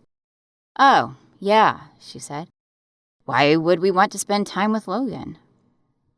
Except she was actually curious, and she did want to see him again despite his annoyingly loud truck. She had a sudden image of her fingers entwined with Logan's while they hiked a narrow canyon road to find the perfect Christmas tree. When she realized what she was thinking about, Revé inwardly berated herself. What an idiot she was! There was no way in the world she was going to start up any sort of dating relationship, or even a friendship, with another man. It had only been a week since Warren's betrayal. And yet, she never even thought about Warren anymore. It was as if he'd never existed. After his betrayal, it had become painfully obvious that Warren was a nondescript, boring man. Except for his secret double love life. Who would have ever thought the guy would do something like that? "Let me think about the truck issue," Carmen said, bringing Revé back to the present. She tapped the pen against her lips thoughtfully. "I'll get us a truck while you finish unpacking and take a nap. Perhaps we can get the tree tomorrow after breakfast. That way we can get it set up and decorated by dinner time." "Sounds excellent," Revé said, yawning despite her efforts to prop her eyelids open.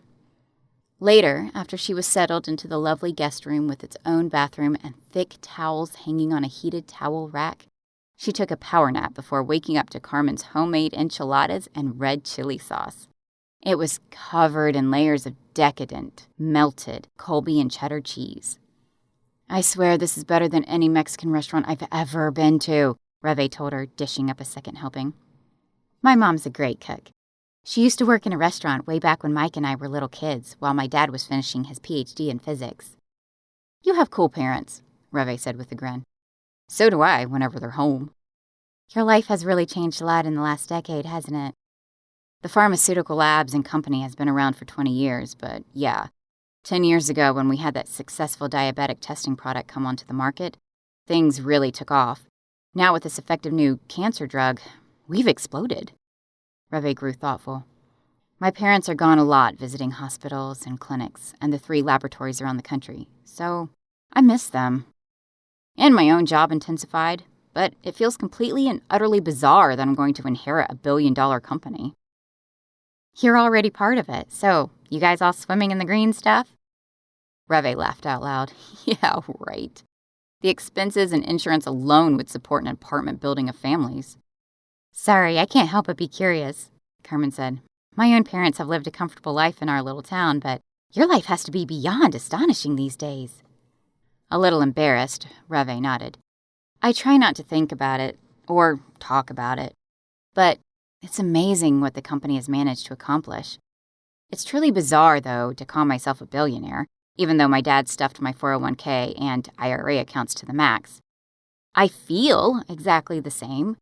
Job stress, men problems, extended family that can drive me up a wall, envious of my brother with 5 darling kids and a perfect wife." Carmen hugged one of the throw pillows to her chest. "You'll find the perfect man. I know he's out there somewhere. For both of us. Meanwhile, let's go down to the town plaza and see the lights. I hear there's a band playing under the gazebo tonight." "Sounds perfect." Revé jumped up to pull on thick socks and grabbed her jacket and muffler, checking her makeup and hair in the mirror, just in case. "Gosh, I'm an idiot. I'm not here to find a man, but maybe I do need to get out of Southern California more." When they slid into the Prius and began the winding drive into town, Carmen said, "I thought it would be fun to take a picnic with us tomorrow for our tree-cutting adventure. We can pack sandwiches and chips and sodas." "That sounds great. Just remind me to bring a knitted hat and mittens tomorrow.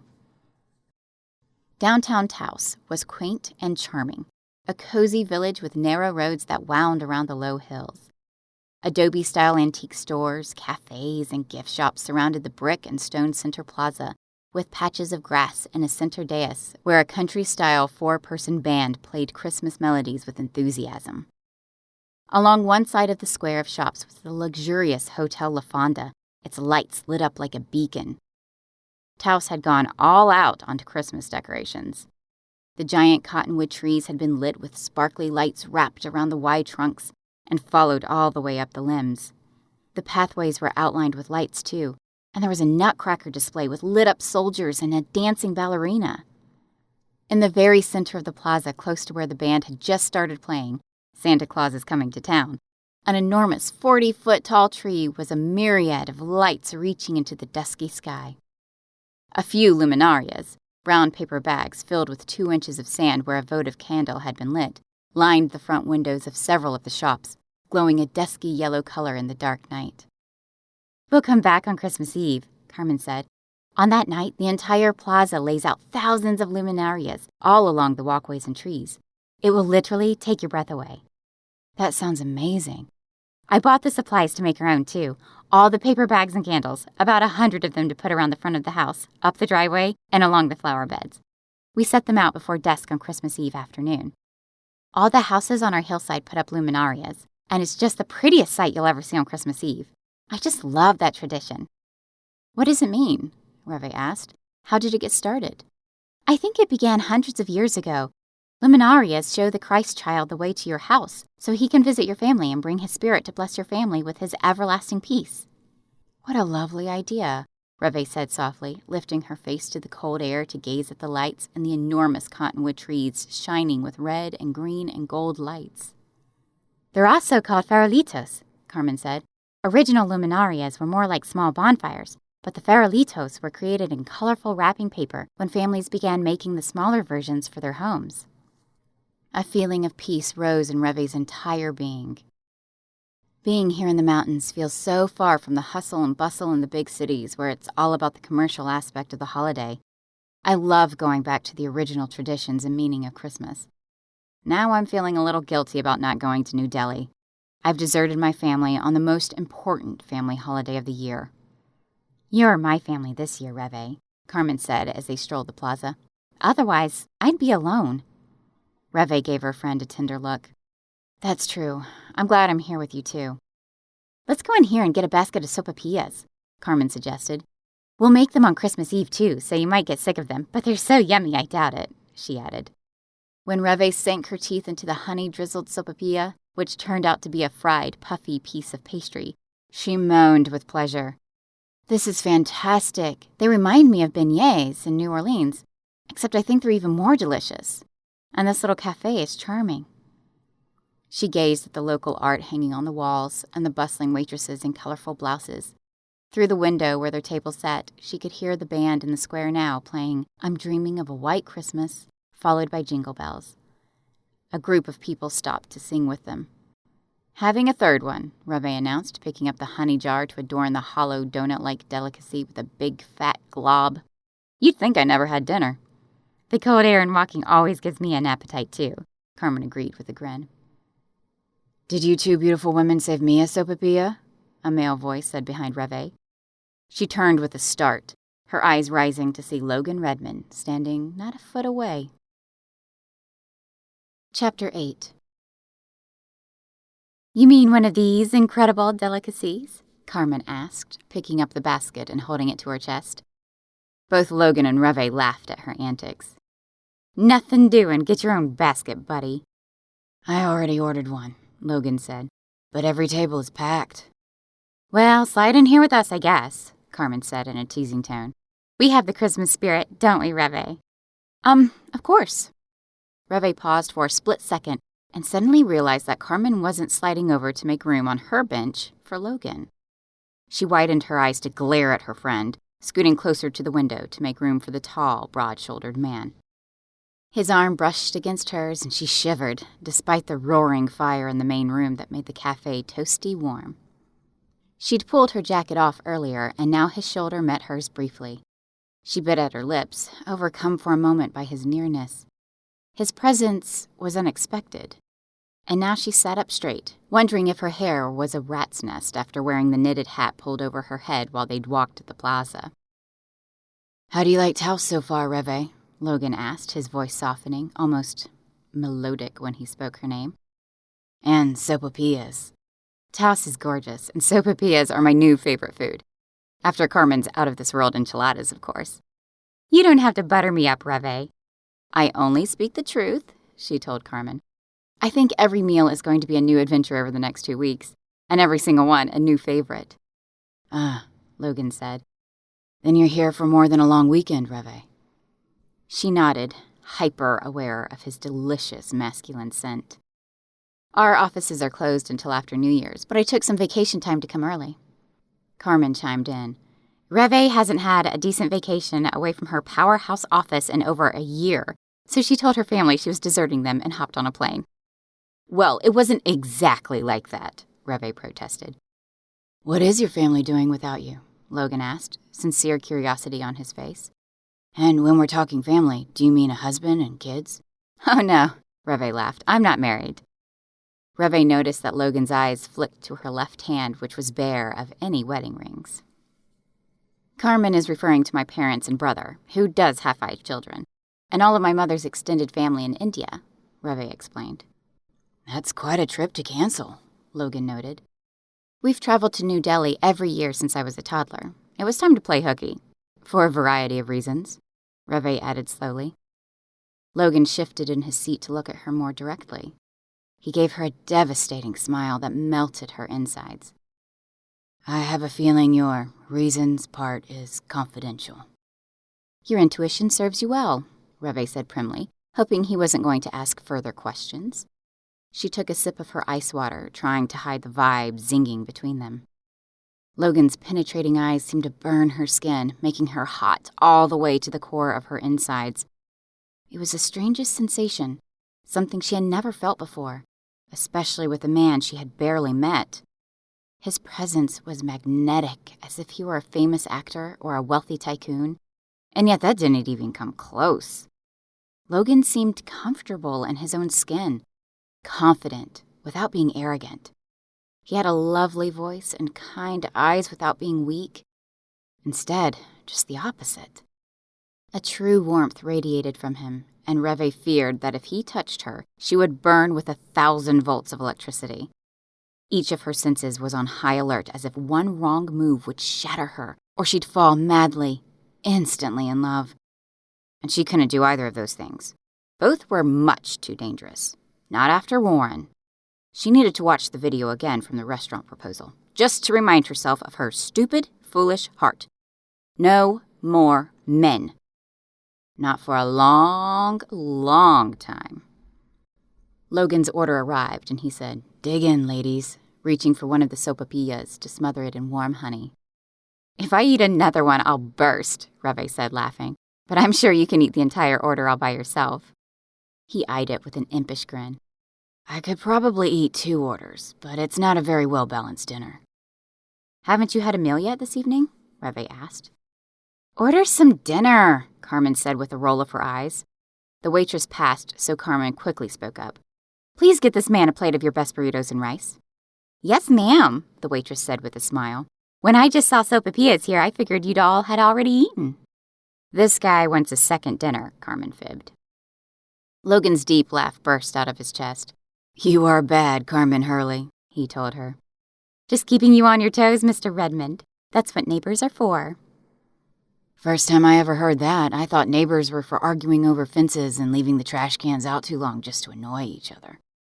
"Well, that too," Revé suddenly put in. "You have interesting neighbors as well, Miss Chatham." "I live in an apartment, so I have too many neighbors." Logan's eyes were on her face.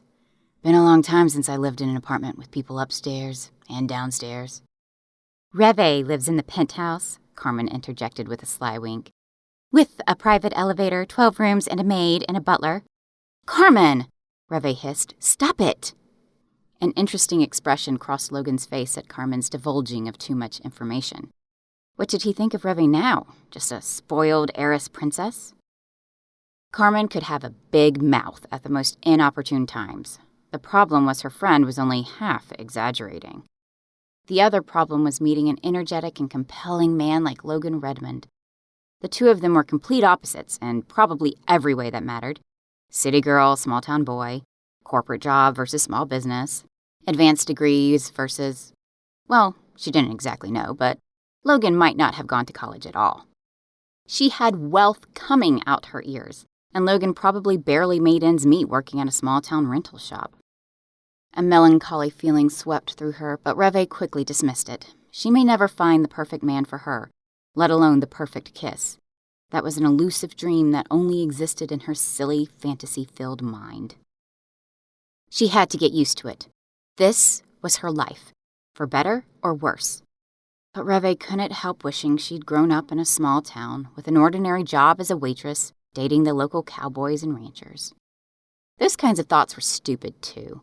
Everyone she knew wanted to trade places with her, would kill for the wealth her family had, although her parents tried to give it away almost as fast as they could make it. Their names were on the charity donations for at least a dozen organizations. "I think Revé is bored with us," Logan said, giving her a sideways grin while he dove into his steaming dinner plate of burritos smothered in a hot green chili sauce. Revé quickly shook her head. "Of course not! Blame it on jet lag. Even though California is only 1 hour behind New Mexico. I'm not bored at all, but I'll apologize for being the boring one. Sorry for being such poor company." "Not at all," Logan said gently. "Do you ladies want to see if they're dancing on the plaza?" "The cold air would certainly wake us up after sitting in this warm restaurant for so long," Carmen said, fumbling for her purse. "But there's 2 of us and only one of you, Logan." "I can dance with 2 women at the same time. I'm very talented that way." "I'm sure you are," Carmen shot back. "But I'll sit it out, and you can dance with Revé and teach her our Southwestern two-step." "Oh, no," Revé said, biting at her lip. "You don't have to hang out with us. I'm sure you have other things to do besides entertain us. Logan," she added awkwardly. "Actually, I'm always looking for a dance partner," he said. "Most men don't dance, or won't dance, so Logan is an anomaly, Revé," Carmen said decisively. "Grab your chance for a spin on our outdoor patio dance floor." Revé shook her head, laughing under her breath. "You two are incorrigible."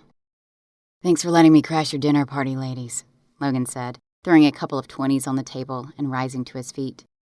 When he stood up, his 6'4" height and broad shoulders took Revé's breath away. The man was magnificent. Overcome by his presence, she was actually now dying to know what it felt like to dance with him, to be in his arms. The 3 of them left the restaurant, and the cold took Revé's breath away next. Quickly wrapping a scarf around her neck, she shoved her hands into a pair of gloves and shivered on the sidewalk, admiring the Christmas lights all over again on the plaza. "Oh, it's a different band playing now," Revé said. "I wondered how they could stand to stay outside performing for so long." "They're playing big band Christmas music from the 40s. Perfect for dancing, Miss Chatham," Logan said, offering the crook of his arm to her. "We got us a good 2-step tune going right now." "You sure you're not going to give up, are you?" she asked, a flutter in her stomach. "Dance with the man, Revé," Carmen urged, laughing harder. "You'll make his night, and he can die a happy man. I mean, how often does he get to dance with a sophisticated woman from California?" "Especially a woman from the beautiful country of India," Logan added, gazing into her face. "I hate to burst your bubble, but I was born right here in the good old USA, actually."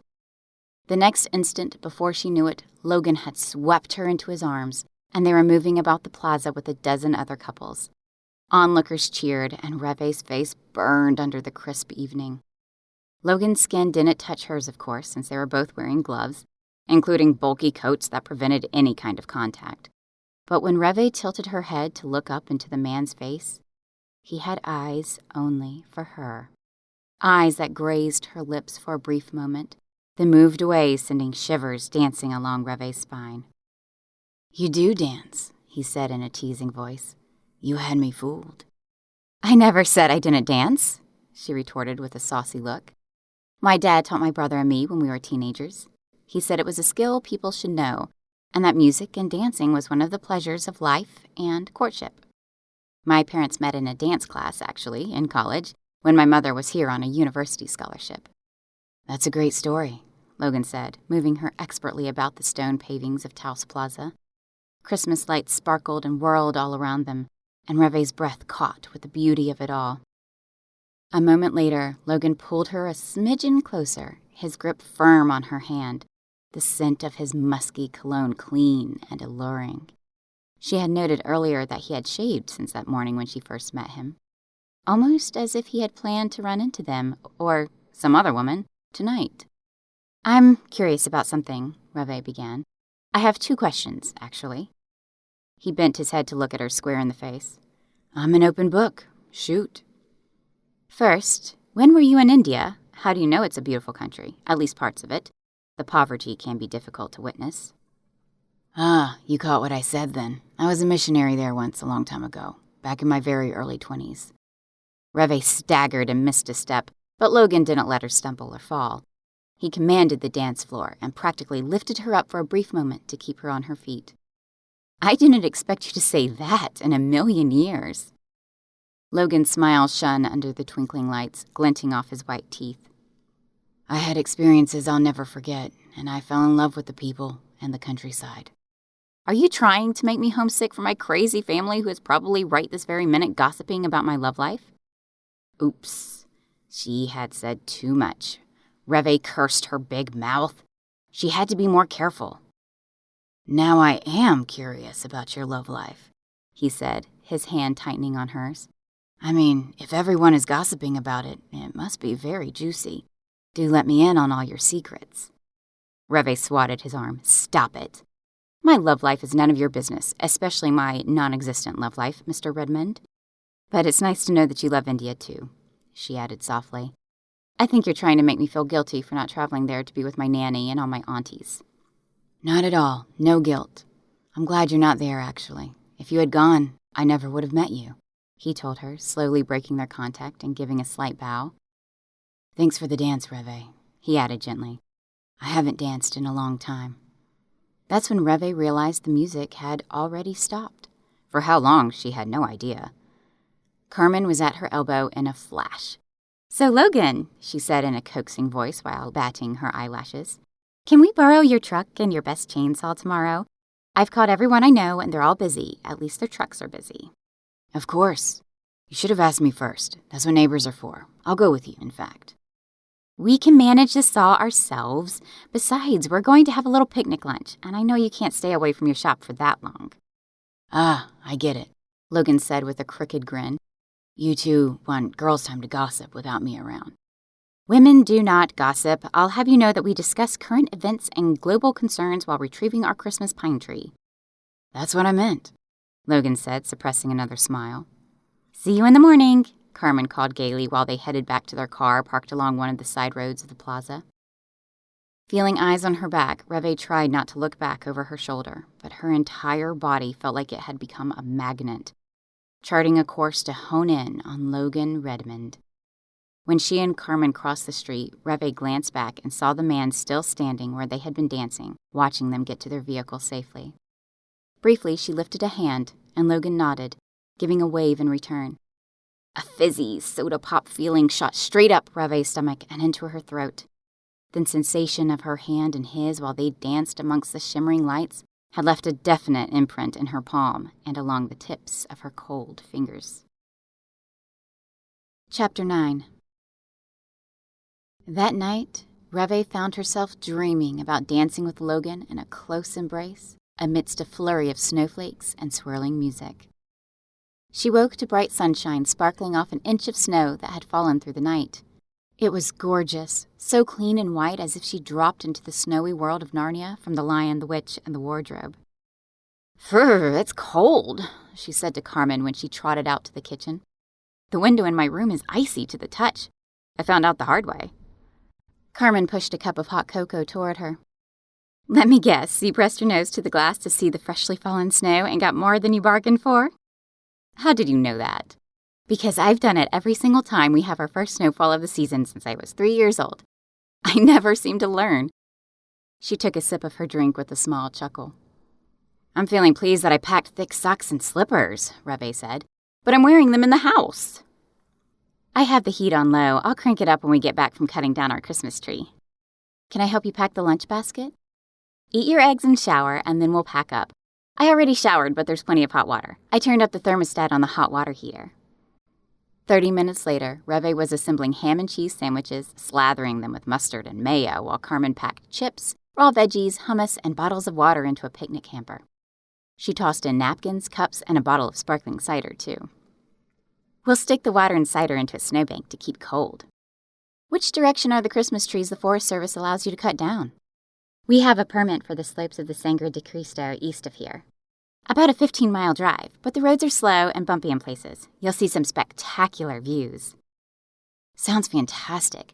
I charged my phone so I can take lots of pictures. I also packed a couple blankets in the car, too, just in case we need them. I guess we'll drive your car over to Logan's place to get his truck and then transfer all of our stuff over?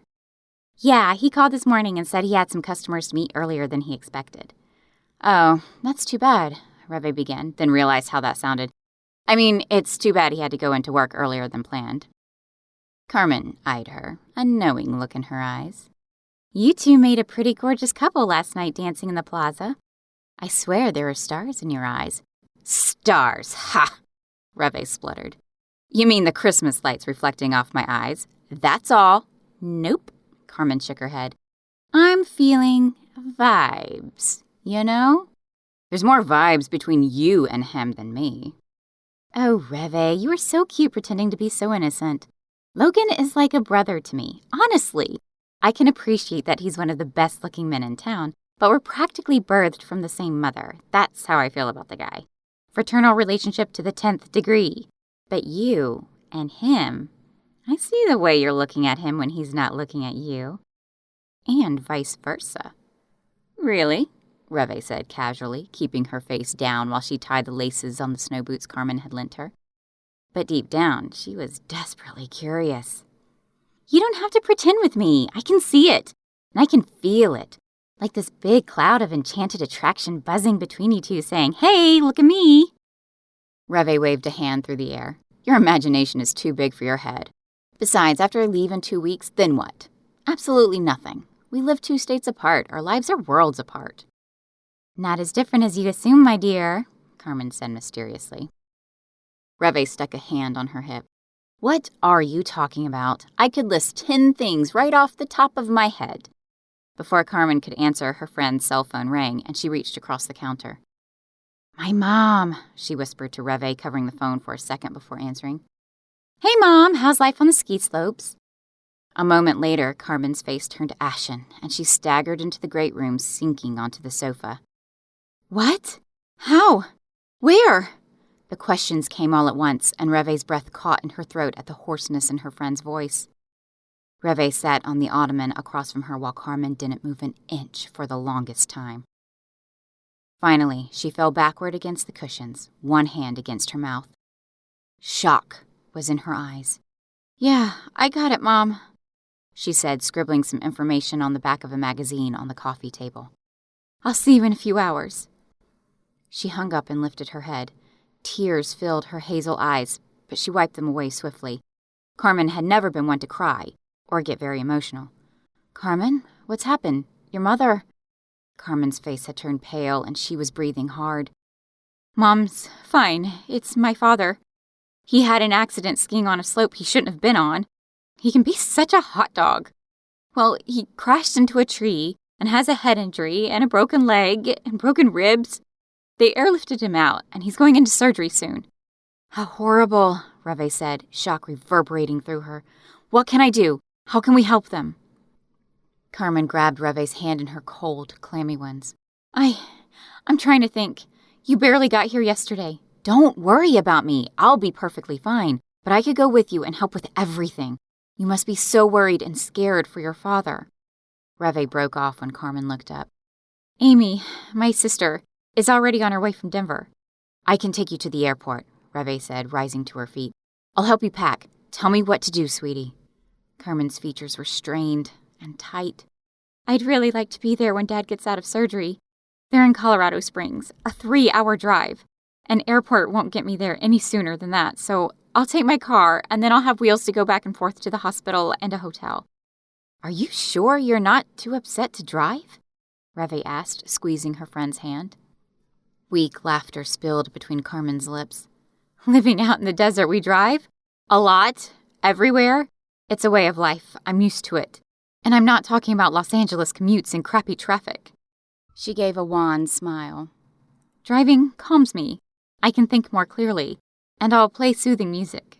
I'm more worried about deserting you after all of our great plans. Please don't worry about me. Revé shook her head fiercely. I can get myself back to Albuquerque to fly home. Our Christmas together is spoiled. Emotion filled Carmen's face. At Dad's age, her voice trailed off, this could go so many ways. He might not survive. There are a dozen possible complications. Mom was trying not to cry on the phone in front of me, but I could hear it in her voice. Revé tugged at her hand.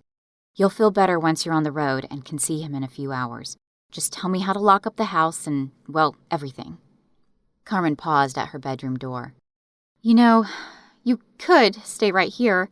You don't have to go back home unless you really want to fly to India instead. Revé gave a pained laugh.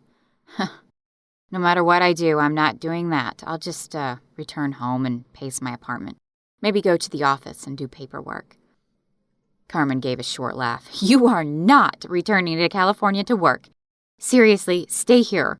Hopefully I can be back in a few days if everything goes well. We'll keep in touch.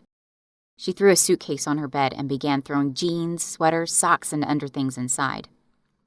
Revé helped fold and arrange while Carmen grabbed things from her closet and bureau while talking nonstop. Okay, I'll drive my car, but my mother's town car is in the garage. I'll leave the keys for you, and house keys. The fridge and pantry are packed for over a week. I'll need to show you how the house alarm works. And there's a map of the town to get around somewhere in one of the junk drawers. Everybody has a junk drawer, don't they? Revé made a face, and Carmen gave a little laugh. Hey, even wealthy people have junk drawers. Probably too many of them. My office has 2 filing cabinets, and Alexa, my secretary, ordered a 3rd. And that's just for me alone. The main office has 10 filing cabinets. She spoke lightly to distract Carmen. I'll worry about you, you know. But if you need help, a fire, a flood, can't get out of the driveway, there are at least 3 snow shovels in there. Or call Logan, he'll help you. He's really just the best guy ever. I've known him my entire life. You've mentioned that a few times already, Revé teased. Sorry, Carmen said contritely. The two of them turned to stare at each other, and then they burst into small laughter. But not 2 seconds later, Carmen burst into tears. Revé pulled her into a hug, whispering, He's going to be okay. He is. Take deep breaths and talk to your mom and your sister on the way so you know what's happening, and that will help you feel better. Carmen nodded shakily. Okay, you're right. I hope you'll stay. I mean, what's waiting back home? Only an ex-boyfriend who is a self-centered, horrible person. I could go on with more descriptions, but the man isn't worth it. Exactly. I'm avoiding home and India. So you might never get rid of me. Oh gosh, that is too funny, Revé. I almost forgot. Please go out and explore the town too. And put up the Christmas decorations. And make sugar cookies. And watch movies. I have Netflix and Vudu and movie channels on cable. You're so smart you can probably figure out the remotes. What else? She paused. And I'll remember to brush my teeth and lock the doors and not let strangers in, Revé said with a quirky smile. And I'll only answer the phone to you. Well, I guess I'll pick up the phone to my own parents when they call. Carmen embraced her as they both fell into more uneasy laughter. I'm glad you're here, Revé. You're helping me already. I can't imagine getting this news alone. I'm okay. I really am. I'll have faith that Dad will be okay. It's just when they get to be over 70... Her voice trailed away. Call me every day with updates, and please say hello to your mother and Amy, and your sweet dad when he wakes up. I will, Carmen promised, finishing packing up a toiletry bag. Revé grabbed a jacket and a heavy coat, plus Carmen's gloves and muffler. It was better to hear this news now during daylight hours so you can arrive before dark. Oh, I also packed some snacks for you and some of the sandwiches. Take them with you to eat on the way. I hadn't even thought about that. Thank you, Revé. Maybe we'll still have Christmas together next week, she added optimistically. After loading the Prius, they hugged one last time, and Revé waved Carmen off down the hill until she was out of sight. Standing there for a few moments longer, she finally wrapped her arms around her cold shoulders and tramped back up the sloping lawns, crusty with the fresh snow of the morning, to enter the warm house. Gazing about the beautiful, sprawling home, the silence was suddenly very thick and dense. Emotion pricked at her own eyes, thinking of worst possible scenarios, but knowing Carmen was more than capable of getting herself up there and being a great support to her parents. What would she do if something happened to her parents? She shuddered to think about that. So Revé had to immediately banish the thoughts. Besides, it was Christmas, a time for hope and love and faith in the Savior. Maybe she'd find a church in town to attend on Christmas Eve. Singing hymns with a congregation of worshippers would be lovely, and she could light a few luminarias on the porch, although she probably wouldn't get more than a dozen completed. Strolling through the house, Revé took stock of the pantry, jangled the house and car keys in her fist, and laid them by the front door. Double-checked the alarm and instructions that Carmen had scribbled for her. For some reason, she was famished, so she polished off the last quick and easy refrigerated cinnamon roll Carmen had baked that morning, feeling guilty. She needed to hike every day to burn off all these forbidden calories. She was just playing with the television remote control when her cell phone rang. Assuming it was Carmen, she snatched it up from the coffee table, shocked to see the name of Logan Redmond. How did he have her number? Uh-oh, guess we forgot to go pick up his truck, she said under her breath. Hello? She said into the receiver. Hey, Revé, good morning. Good morning, Logan. I'm so sorry. We should have called, but I didn't have your number. No need to apologize. I just heard from Carmen. She told me about her dad. That's horrible news, and he sounds badly hurt, but I'm sure he'll be okay. Is Carmen all right? It's hard not to worry about her on the road by herself, although it is just a 3-hour drive. She was a bit emotional at first, of course, but we packed in about 20 minutes, and she seemed steady to drive, after spending most of that 20 minutes assuring me that driving is not a big deal at all. She called just now to give me your number. I hope that's okay. Of course, perfectly all right, Revé said primly. If you need anything, please let me know. Are you... He paused to clear his throat. Are you going to stick around for a couple more days?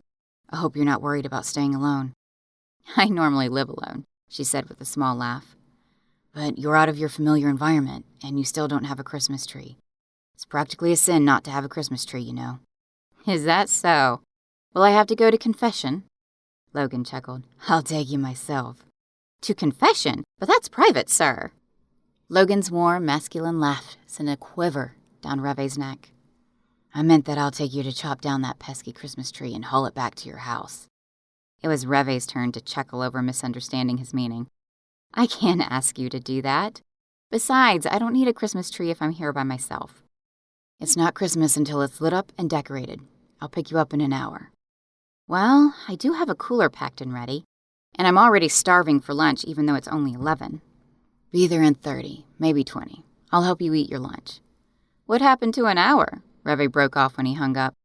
And now I think I need to freshen my makeup, she said aloud, and actually fix my hair instead of this ratty ponytail. Hurrying to her bathroom, she fixed the smudges of eyeliner and mascara after the tears with Carmen, then applied a light coat of pale pink lipstick. Finally, she pulled out the hair tie, shaking out her thick, dark locks, braiding them into a double twisty swirl that hung over her shoulder. Grabbing her coat and gloves, she hung them on the coat rack by the front door, hauled the cooler over, and peeked through the side window blinds. Logan Redmond was pulling up at the very same moment in his rumbling diesel truck. He'd driven up from town, not in 20 minutes, but in 15. Chapter 10. 45 minutes later, Revé was trudging through knee-high powdery snow, following Logan up the side of a sloping mountain where Douglas firs and pinyon trees rose like majestic sentinels over the entire Taos Valley. The deep green color was a stark contrast to the pristine white world of winter. She breathed in the heady, spicy scent, her breath puffing like white smoke. Doing all right back there? Logan said, turning to give her a wink with his terribly cute smile. Perfect, she fibbed, trying not to overheat, actually from the exertion of climbing the steep hill. Her face was cold, her nose probably red as Rudolph, but the rest of her was toasty warm from the hike, in addition to the fact that she was bundled up as fat as a snow woman. What's the elevation here? 8,000 feet. Actually, let's take a break for a few minutes. It's thoughtless of me to make you hike in the snow at this elevation when you're used to sea level. I apologize, Revé. She liked how he said her name, in the authentic French manner with the accent rising at the end in a long A sound. He had instinctively known how to pronounce her name, although Carmen had obviously introduced her that way initially. "You're a trooper," Logan added. "You'll never regret your first live Christmas tree. We'll make hot chocolate when we get back, and I'll build you a fire." "You don't need to. I saw the stacks of firewood on the side of the house, and I can build a fire with the best of them." "How often do you build fires in Southern California?" "Oh, you'd be surprised," she said airily. "We sometimes get down to a frigid 55 at night." Logan gave a low chuckle in his throat. "I have a friend in Arizona who said the state has ruined her. After 115-degree summers, she went to turn her heater on when it came down to 75 degrees and found that she was pulling on a sweatshirt." "Now that's pretty funny." "Yeah," Logan added. "While I'm wearing shorts, she's in a jacket or a hoodie." Revé caught Logan's bottomless blue eyes, trying not to stare, but she swore they had magnets in them, forcing her gaze to return again and again to his face. Those crystal blue eyes with the long eyelashes were mesmerizing. Lucky guy. His smile and easy laugh were also much too infectious and happy. "So, who's tending your store while you're up here searching for the perfect Christmas tree for a total stranger?" "We're not total strangers," he contradicted. "Strangers don't dance on moonlit nights in the town square with a parade of lights just for them." Revé quirked her lips. "Just for us, huh?" "I like to think so." His voice quieted a little. "It was nice. You're a good dancer, Revé." She studied his face. "Actually, so are you. Not many guys can dance well, or will even attempt it, content to make their wife or girlfriend sit on the sidelines with them at a party or dinner event." "Too bad for them," Logan said briefly. "Dancing is very romantic." "So, you're a secret romantic?" Revé asked shyly. "Romantic activities can also be found hiking through crazy deep snow to find the perfect tree." "Is that what this is, Mr. Redmond?" Revé said, her gloved hands on her hips. "I thought you were doing a favor for Carmen." "Nope, this is all for you. Carmen doesn't need my favors or romance. We are strictly friends." "Okay, just double-checking, because if I'm not mistaken, you chopped all that firewood sitting in neat stacks on the side of the house." She was surprised to see it there this morning at breakfast, before the phone call came in from her mother. Carmen suspected you'd done it. He shrugged. "I brought it over late last night. Figured you'd need it over the next week. We have more snow predicted." "That's very thoughtful of you. Thank you." Logan held out his hand to help Revé over a fallen tree lying in the snow. In the other hand, he held the saw. "I think I spot the perfect tree. Just a little bit more, and then we'll slide down the hill." Revé blinked. "Please tell me you're joking. Sliding or rolling down hills is for thick green lawns in the middle of the summer." "Might be slick. Just a warning," he teased. "You can hang on to me."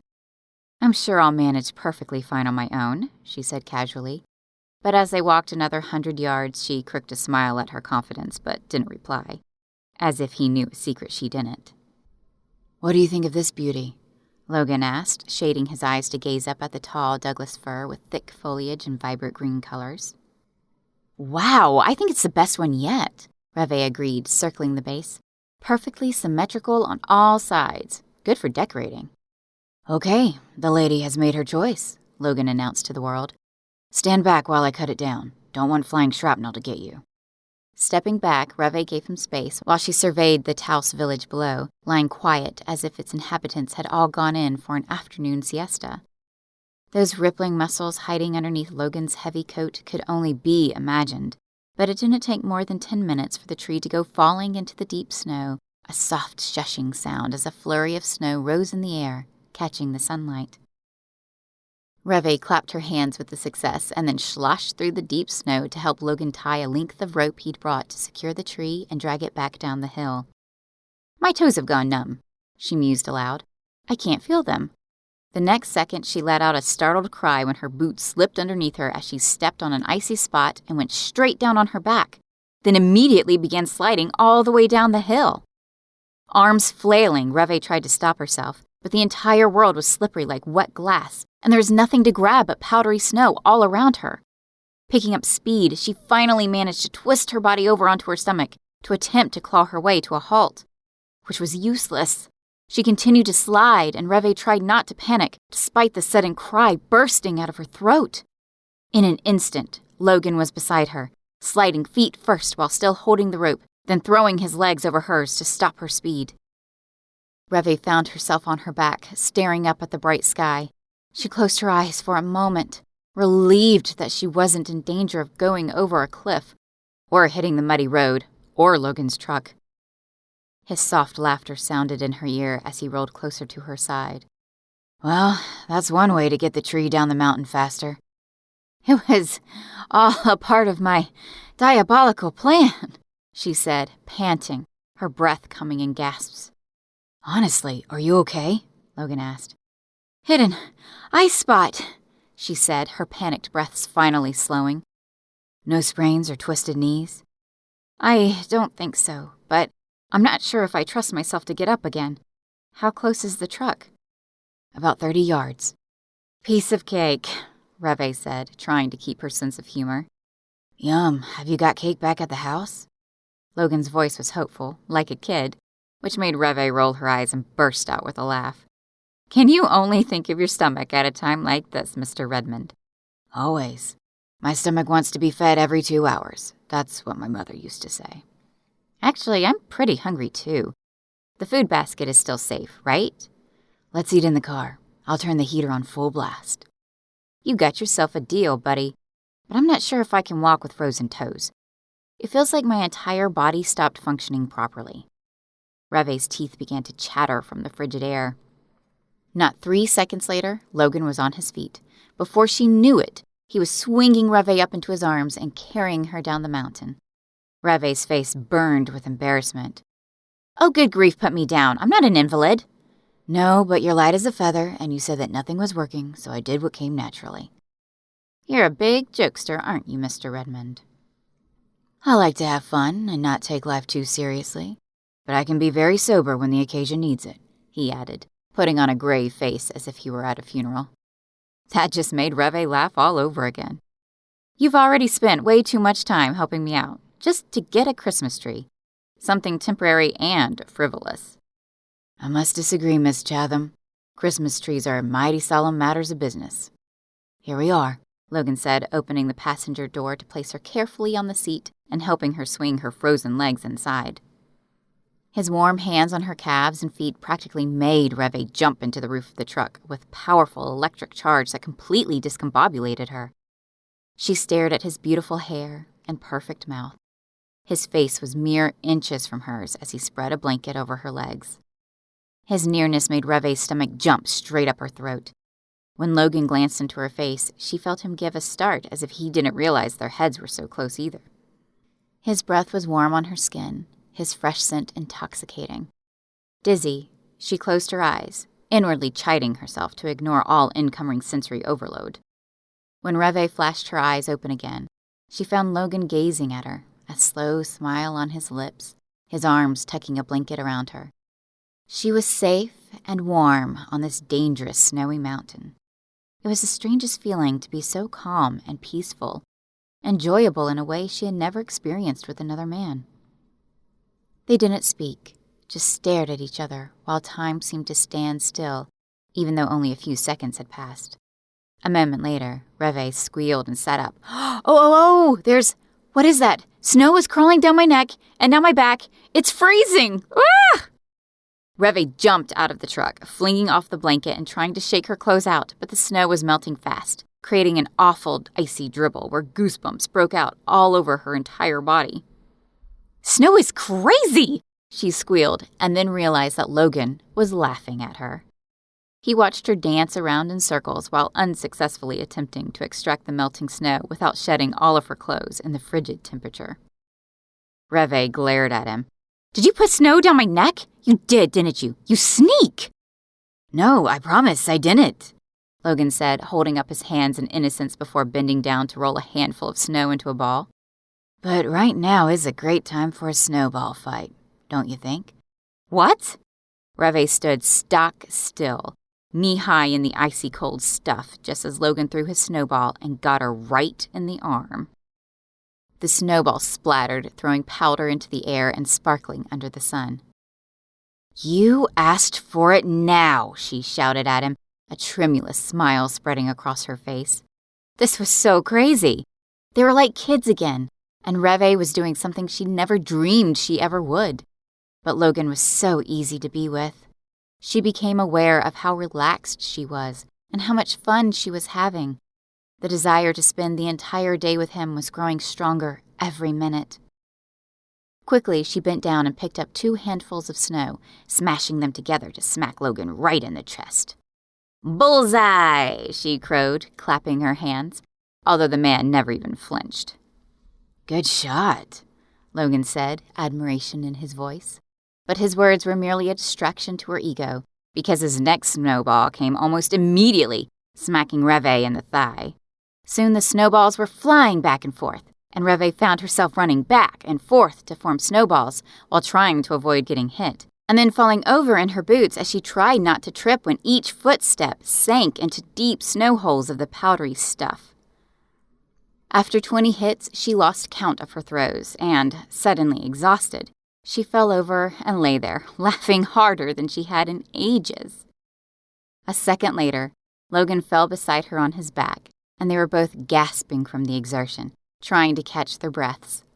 Logan turned his head to look at Revé. "You make a good opponent. You sure you've never had a snowball fight before?" "Never in my life, but I have an older brother, and we used to play softball growing up, catch in the backyard under the maple trees." "I never would have thought a big-shot executive like you would have played in the backyard like that. Figured you'd be at violin lessons, attending teas and structured playdates, spending time on college resumes and in the limelight crowned as homecoming queen by the time you were a senior." Revé gave him a smirk, rolling on her side so they were facing each other. "So, you think I'm just a big snob? Wow, I don't know whether you're mocking me or complimenting me." His lips twitched as if trying not to laugh. "Maybe a little of both." "What did you do while growing up? Play with toy trucks? Go hot rodding with your friends while wearing sweaty cowboy hats?" "Touché, Revé," he said with an amused chuckle. "You just are not what I was expecting when Carmen told me about her friend coming out for Christmas. She was bragging on you and your brilliant family and wealth." Revé sat up, brushing snow from her gloves and wrapping her arms around her knees as she looked out over the valley of never-ending mountains in every direction. "Well, just for your information, my family wasn't this successful, or whatever you want to call it." She bit at her lips and noticed his eyes dropping to her mouth before quickly rising back to her eyes. A ticklish sensation ran up and down her spine in a provocative manner. "Tell me more," he said. "You've got me curious." Logan's eyes were burning heat and fire through Revé, and she was having a difficult time processing her thoughts, trying not to stumble over her words like a teenager. "I don't know what you'd call my family now. We weren't rich. Certainly not for many years. My parents struggled to pay bills and pay for my piano lessons. And then my father finished his PhD and fell into some connections in the pharmaceutical field. He had some great ideas, and his research team followed, and then he became head of the lab. And then owned the lab when he made some brilliant decisions. I don't call that luck and being born into money. Just hard work." "Sounds like God was pouring blessings down on your family." A tentative smile crossed Revé's lips as she nodded. "I agree about God's hand directing your life, putting you in the right place at the right time. Like now." Logan's eyebrows lifted, and he seemed to inch closer to her. "What do you mean?" "Meaning I had to get away from California or throw myself off a bridge. At the moment, though, if I don't get down this hill, I'm going to stay stuck and frozen to this mountain for the rest of my life." A small flash of disappointment crossed his eyes, and Revé wondered what it meant. Was he truly experiencing the same attraction to her that she was to him? The idea was gratifying, but Revé shook her head as she rose to her frigid feet and brushed off her wet jeans that had frozen to her legs, despite the waterproof snow pants Carmen had let her borrow. She told herself to get over it and move on with her life. And her heart. Logan Redmond was not the man for her. It was impossible. They had completely different experiences. They couldn't be more different. Polar opposites, 180 degrees apart. Yes, he was one of the best-looking men she had ever seen in her life. Yes, he sent tingles of desire and romance all over her body, but any sort of future relationship wasn't going to happen. So she just had to forget the ideas jumping into her mind and heart. "We haven't made snow angels yet," Logan told her, still sitting in the snowbank. "Bet you've never done one before." She shot him a look. You're right, I haven't. Isn't that for kids? Any kid up to 90 years old. Are you daring a girl from Southern California? You bet I am. Revé plopped down again in the hollow she had made earlier and spread her arms and legs, moving them in and out across the snow. Is this how it's done? I have seen movies, you know. All at once, Revé began to slide as the snow turned to slick ice. Whoa, she said, trying to stop herself. But all at once, she was slipping faster down the side of the hill for the second time that day, clutching at the icy mounds of snow. Help! She yelped. Instantly, Logan was on his knees and grabbing at her hands to pull her back. She scrambled awkwardly, feeling like a big, ungainly hippo and completely ungraceful. Within moments, Logan had her back in the deeper snow where ice hadn't formed yet, and she could stand again on solid ground. I'm no ice skating star, that's for sure, Revé said self-deprecatingly. It happens to everyone at one time or another. It's just your lucky day. It was then that Revé realized he was still holding her firmly, so she didn't keep slipping. Despite their bulky clothing, the man was warm and big-chested and strong. They had both gone quiet, gazing at each other. Revé stuttered at the magnetic pull of his eyes and his irresistible nearness. So, how did my snow angel turn out? Logan gestured to the ground. Looks like a lopsided swan trying to fly across a pond, and mine looks like a demon. That must mean you have a devilish streak, she couldn't resist saying. Good one, Revé, he said, his voice warm and rich. The timbre of it struck something strange and beautiful in her chest. Okay, Logan said next. Hang on to me. We're going to get down the hill without falling and retrieve our Christmas tree, although the tree slid closer to the truck while we had our snowball fight. Won't take long to get it up in the truck. A few minutes later, Revé was inside the truck, the heater going full blast, while Logan tied the pine tree into the truck bed, securing it up along the roof where it hung over the windshield a foot. We're not going far, Logan said, giving her a smile. I'll have you home soon. Thawing out yet? Oh, yes, but I'm starving. We deserve our lunch before heading home, he agreed. Pulling out the picnic hamper, they ate ravenously while talking about their jobs and childhood and college experiences. And now, Logan said, crumpling up a napkin and offering her the last of the hot cocoa, I'm dying of curiosity. What did you mean when you said you had to get away from California or throw yourself off a bridge? That sounds ominous. Revé stared out the windshield. Did Carmen spill all my secrets? Not at all. She doesn't gossip. But when you said that, something tugged at me. Your voice. There was hurt there. I want to know more. I want to know more about you, a woman I find intriguing, not to mention stunningly gorgeous. Revé hoped her face wasn't bright red as she blushed furiously at his compliments. While hearing his words were lovely and exactly what she desperately needed to hear after Warren's infidelity, she couldn't entertain any feelings for this man. He was an elusive, impossible fantasy. Logan, thanks for the compliments, but as nice as you are, we're just too different. Today was a one-off sort of day. We were just getting a tree and goofing around, and I can't talk about my life. It's too complicated and hopeless. Can you just take me back to the house, please? Chapter 11. Well, she'd utterly ruined their day in the snow, Revé thought with a huge, deflating sigh when she hauled the picnic basket into Carmen's kitchen to unload the leftovers and put things away. Plopping the remains of lunch all over the counter, she figured she had completely blown any sort of friendship with Logan for the next 2 weeks. She shouldn't have said what she did in the truck, making it sound like he meant nothing to her when he had been good and kind to her. The house was already feeling lonely and too quiet. She missed Carmen, and she missed her family, picturing them landing in New Delhi and packing themselves into her grandmother's tiny car to zoom along the crowded streets up to her house on the hill, everybody talking a mile a minute and laughing and catching up. Had she been foolish not going with her parents to India? That's probably where she belonged. Not here, despite House's beauty and the winter wonderland of the mountains. She desperately wanted a long, hot soak in the tub to thaw her limbs and toes, but first she called Carmen, punching the buttons on her phone. Hey, Carmen, did you make it to Colorado okay? How's your father?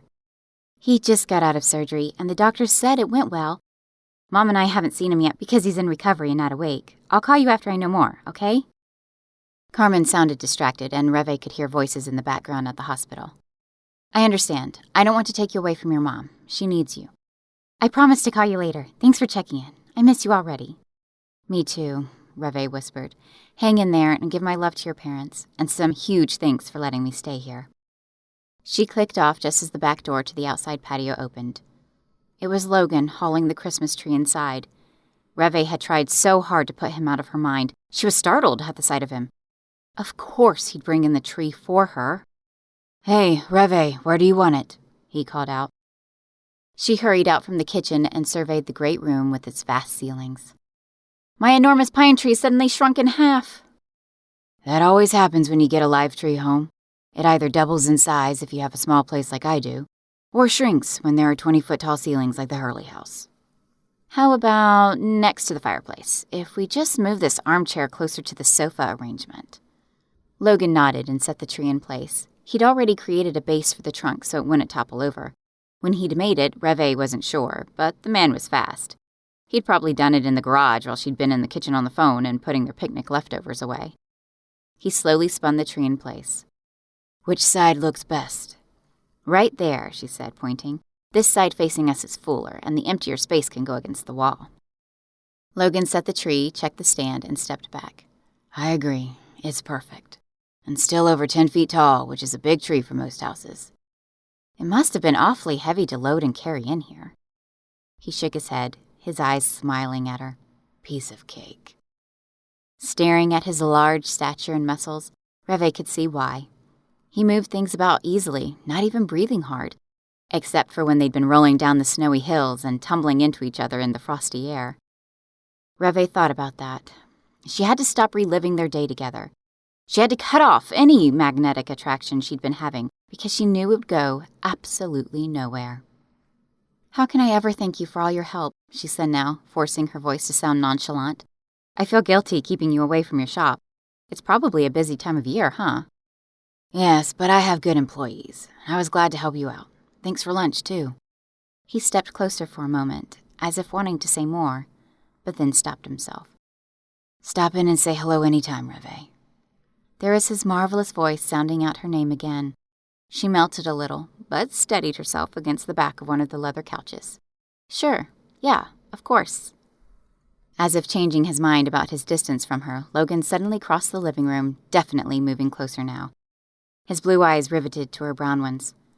I hope I didn't offend you with my questions earlier, he said, his voice softer. Just wanted to get to know you better. I'm here if you need me, for anything. I got ladders for changing light bulbs, a toolkit for fixing the fridge, a mechanic's hat for your car engine. You're a very talented man, she said, unable to stop herself from smiling back at him in return. His smile was infectious and grew even wider at hers. There was a moment of startling quiet as they drank each other in. Revé finally broke off the gaze. Well, have a good day. Thanks again. Logan nodded, heading to the door. Hang on a second. I'll be right back. Revé frowned, wondering what he was up to. 2 minutes later, he appeared again with an armload of chopped firewood, plopping the logs into a box next to the fireplace. When he straightened, he said, Can't spend a Christmas in Taos without a good fire. That's perfect. Thank you, Logan, she added, testing his name on her tongue. I can build and set the fire for you, too, he suggested. Revé shook her head. I'm good. This city girl can actually build a fire. My dad taught me when we used to go camping, before life and the pharmaceutical world got insanely crazy. He nodded sagely. I know a bit about crazy, but don't forget to take time to enjoy a fire or go rolling down a snowy hill to make a snow angel. I even know what kindling is, she informed him, her lips tipping into a smile she couldn't stop. I never doubted it, he replied, as if amused and delighted by her all at the same time. He tipped his cowboy hat and headed toward the front door. Have a good afternoon, Revé. Build your rip-roaring fire and relax with a good book. It sounds like you deserve a vacation. And tell Carmen and her parents hello from the crew and me. Please give them my best. I will, she promised, following him to the door. After saying goodbye, she held the door open just a sliver to watch him walk down the driveway back to his truck. As if sensing that she was still there, Logan turned to give her a quick wave before sliding into the driver's seat and bringing the engine to life in an obnoxious rumbling growl. Revé slammed the door shut and leaned against it, emotion pricking at her eyelids. What a bewildering morning! What a bewildering man! Why was her heart pounding like a jackhammer and her cheeks flushed and hot? Why did she want to call him back to build her that fire and curl up on the sofa to talk the afternoon away? She had no doubt that they could talk for hours. She was extremely curious about the man, and he appeared to be so with her, too. But she couldn't reveal her true self, her real reason for being here, that she was on the rebound, her heart scarred, her personal life that was constantly a mess. Despite having on-target intellectual instincts with the medical world, her own brain couldn't seem to make good choices when it came to men and love. It was clear that she and Logan had way too many obstacles between them. Insurmountable obstacles. The sooner she accepted that fact, the better off she'd be. No more daydreaming about Logan Redmond. She had failed at every relationship, and this would be no different. Just more heartache. So why even try? Besides, she'd be going back to California in less than 2 weeks, never to see him again. Get over it, Revé whispered, dropping onto the couch and laying a hand over her eyes with emotion she couldn't control any longer. Logan Redmond ceases to exist. Chapter 12. The next morning, snowflakes were lightly falling out of a gray sky, and yet, just beyond the mountains, the clouds were breaking up, and a bright blue sky shone through the cracks. How funny to have 2 different kinds of weather at the very same moment. Carmen had often said that in New Mexico, if the weather was terrible, just wait 5 minutes and it would change. Seeing that bright blue sky so close was hopeful, and Revé tried not to let her melancholy mood color all her emotions. It was Christmas. She should be celebrating, enjoying a break from her hectic, stressful life. Hours of quiet and reading and baking cookies were proving restorative. Except that if she ate too many cookies, when the recipe made 3 dozen, the flight attendants would have to roll her onto the airplane after New Year's. Revé was determined to find neighbors or Carmen's friends to give her cookies and gingerbread to. She'd run into town and grab some holiday plates, plastic wrap, and bows at the local Walgreens. She'd take a walk later this afternoon when it was a few degrees warmer and deliver them to the neighbors and introduce herself. Carmen had called again the previous evening when Revé had finally gotten a fire going and was watching It's a Wonderful Life while eating soup. She really should have let Logan build it for her. It appeared that her fire-making skills had gone quite rusty. It had taken a good hour to finally get it going to warm up the house. "Dad's slowly waking up from the anesthesia," Carmen had told her. "And Mom has finally stopped breaking down into tears. The doctor said the surgery went well, but recovery is going to be slow. There's nothing they can do for broken ribs. It's just a painful, long road for them to heal. His broken leg will take 3 months, and it turns out he got a hairline fracture in his hip. No hip replacement needed, but bed rest and physical therapy. And yet, he can't do much physical therapy until the femur gets to be healing more in a few weeks." "Wow, how frustrating," Revé said. "Sounds like it's going to take many months for him to get well. What can I do to help? I feel so badly that I'm not there with you to run errands or pick up food so you can stay at the hospital." "Mom is so distracted she needs me to remind her to eat and sleep. Honestly, there's nothing up here. You'd just be staring at the 4 walls. I'm actually thrilled that you're at the house. I don't have to worry about it being unoccupied or the pipes freezing. In my rush to leave, I probably would have forgotten to lock the doors or set the alarm." "Glad I could help, at least it's something," Revé replied, feeling better about being useful. "In fact," Carmen said slowly, "is there any chance you can stay past New Year's, at least for a few days?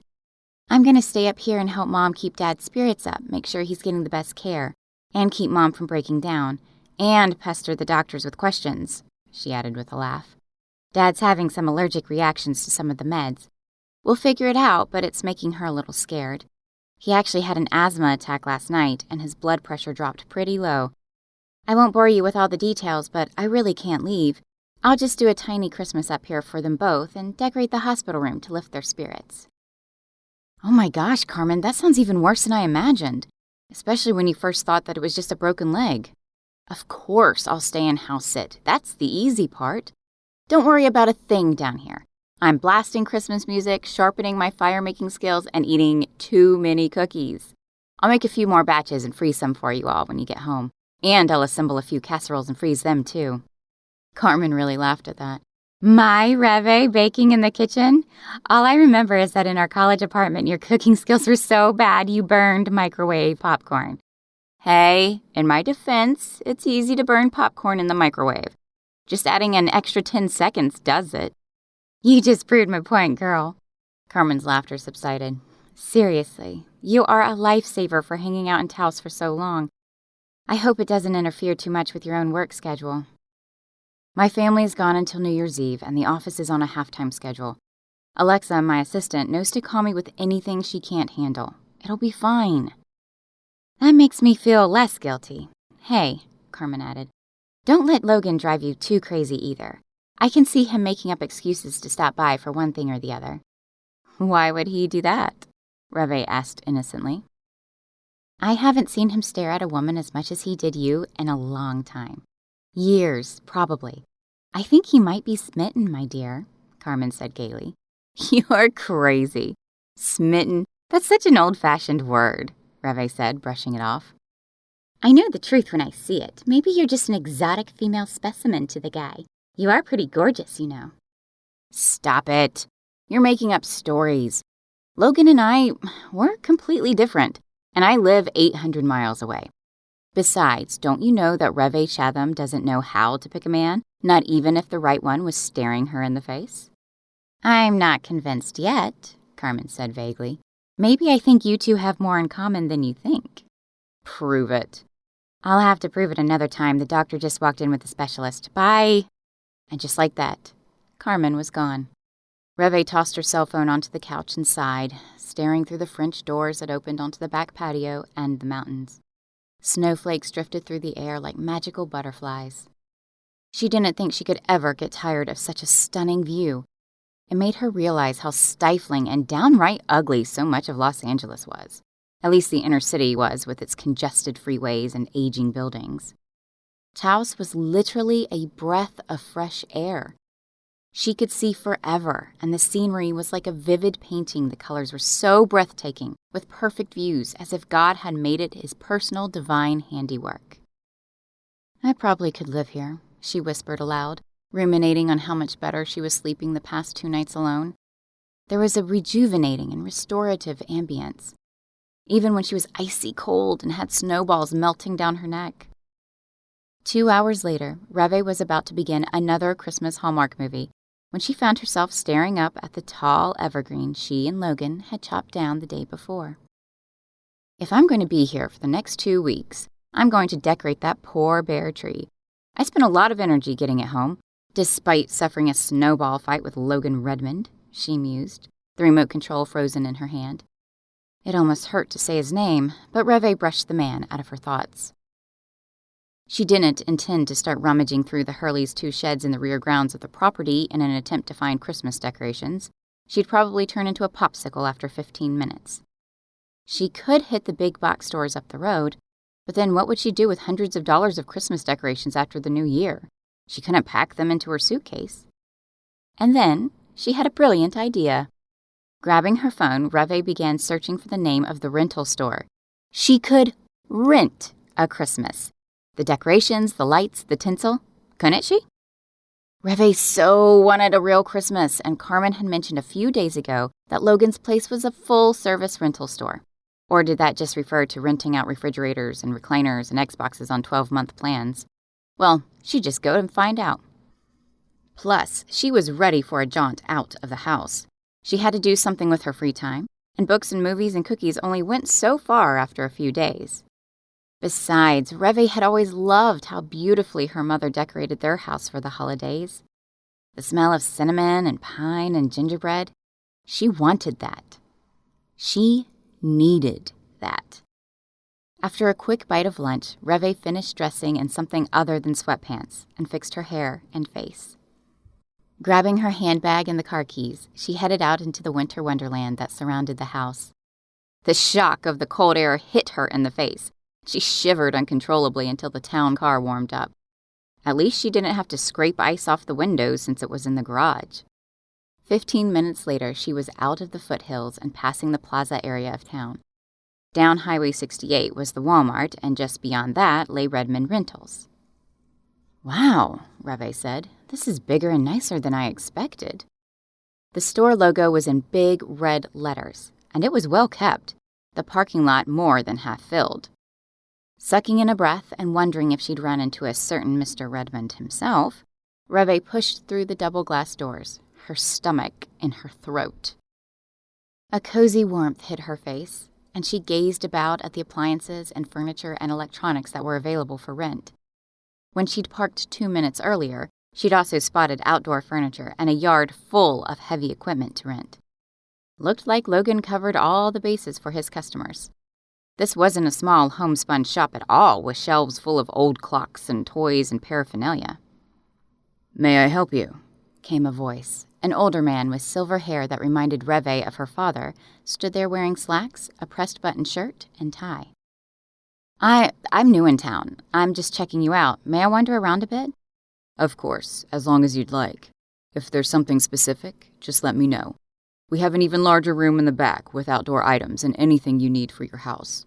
Right now, we have lots of Christmas specials, too. I'll check back with you in a bit." He turned to go, but not before Revé spotted the gentleman's name tag. Keith Redmond. Was he Logan's brother, an uncle, a cousin, or his father? When she turned to wander down the aisles, she muttered to herself, "It doesn't matter who he is. Logan doesn't exist, remember?" Redmond's rental had nice things, plus high-tech items, but also smaller items to rent like games and blenders, microwaves, and Christmas china. There was even an entire display of fake Christmas trees in every size, but none of the trimmings. Folks probably went to Walmart for all the ribbons and big red bows. Revé found herself craning her neck around each new aisle she wandered to see if she could spot Logan. When she realized what she was doing, she immediately chided herself for being such an idiot over a man. But she missed his smile, his warm laughter, and his teasing comments. Logan was smart and quick, too. Carmen had mentioned in passing that he was an alumnus of Arizona State University with a master's degree in computer engineering. So why was the man not working at a big tech company or Los Alamos Laboratories? Shaking her head, Revé turned the last corner and ran smack into Keith Redmond again. "Oh, pardon me." "Find anything you like?" he asked, his voice deep like her own father's. She found that she missed her dad. They worked so closely together, it was hard not to see him every day. "Lots of things I like, but I actually don't need anything here. I was hoping, it just sounds silly." "Nothing is silly. We can make any dream come true." Revé laughed. Was that just a salesman's pitch? But he sounded sincere. "I mean it," he went on. "We can do pretty much anything. You mentioned that you're new in town. Are you outfitting a new house or redecorating?" "No, nothing like that. I'm house-sitting for the Hurleys while they're in Colorado." "Oh yes, Dr. Hurley and his family are good neighbors of ours. My son is their neighbor." "So you're, Logan's father?" He nodded, smiling at her. "Guess you've met him then?" "He helped me chop down a Christmas tree yesterday." "That sounds like Logan. He has a hard time being cooped up inside. I heard about Stan Hurley's skiing accident. When do they get home?" "Not for a few weeks, so I'm staying on. I'm Carmen's friend from ages ago in college. It's my first time in New Mexico, and it's gorgeous." Mr. Redmond grew thoughtful. "What would you like to rent? We'll call it a friends and family special." "Oh, please, you don't have to do that. This might sound silly, but what I really want to do is rent a Christmas. The whole thing, the decorations, the ornaments, the candles, the miniature Victorian Christmas village that lights up. Oh, and luminarias for Christmas Eve." Mr. Redmond's smile grew at her enthusiasm, but he looked regretful. "We don't usually carry any of that, but I'll pass it along to my staff. I'm so sorry. Try Walmart or Walgreens, places like that. They carry it all." "It was just a whim," Revé said, trying to shake off the dream. "It just wouldn't feel like Christmas without a house full of kids either, right? Grown-up Christmases aren't near as much fun." "I can attest to that," he said, nodding with a chuckle that sounded exactly like Logan's laugh. A searing sensation blasted Revé right in the heart. My wife and I are blessed to have several grandchildren who come and spend the night in their new pajamas on Christmas Eve. Homesickness pricked at Revé's eyes. She blinked them back. Thank you for your time and indulging my fantasy. Come back and see us anytime, Mr. Redmond called out, walking her to the door. Revé climbed into the car, laughing ruefully at herself. Silly girl. Now go grocery shopping and make some more cookies, and you'll be just fine. Chapter 13. After gorging on fresh-baked lemon bars, Revé was startled when the doorbell rang. She peeked through the side curtains of the front door glass windows and turned on the porch light. Logan stood there rubbing his hands in his thick gloves, his breath coming out in puffs of white clouds. She didn't realize it was already dusk. When she opened the door, his eyes were on her face, and he was so darn handsome she couldn't quite catch her breath. "Revé," he said, a slow smile spreading across his face. Her stomach jumped into her throat, and her heart began to beat wildly. "Logan, what are you doing here?" "I've brought you Christmas." She cocked her head, wondering if she'd heard him correctly. "What are you talking about?" "My dad told me you came into the shop and wanted to rent Christmas, so I'm delivering it." "What? That's crazy." Revé watched with utter bewilderment as two young men began unloading a small trailer attached to the back of Logan's big black monster truck. Brown cardboard boxes of tree ornaments in every sparkly, glitter-dusted color arrived, including tinsel and red and gold garland were soon stacked beside her Christmas tree. There was a Christmas village that Logan placed on the table and plugged in. Golden light lit up the windows of the steepled church, including Santa's workshop and various houses, including a bed and breakfast hotel. Tiny lampposts lined the street and a sparkly white snow cloth for the ground underneath the village. Miniature townsfolk and figurines of singing carolers were going door to door carrying wreaths. Two small, old-fashioned cars completed the picture of a time long gone in the past. "It's absolutely magnificent," Revé breathed.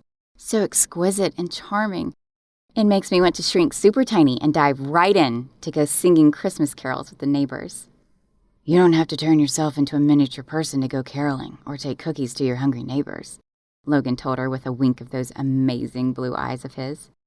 He was right, and hinting broadly. "I'll make up a plate of cookies I baked this morning for you to take home," she told him, trying not to laugh at the man. "Now you're talking. I smelled the gingerbread as soon as the door opened. Here's a star for the top of your tree," Logan said next, hooking it up to an extension cord and reaching up to place it on the tallest branch, without a stepladder. "Flip the switch," he added. Revé plugged it in and pressed the button. The star shot out rays of brilliant light all around the room, sparking off the table lamps and the chandelier over the dining room table off to the side. "Oh, that's gorgeous!" There was another box that held Santa and Mrs. Claus, including a sleigh and a team of reindeers to decorate the entryway table. A smaller, already lit and decorated tree went on the table behind the sofa grouping, and green and red garland and lights for the mantel.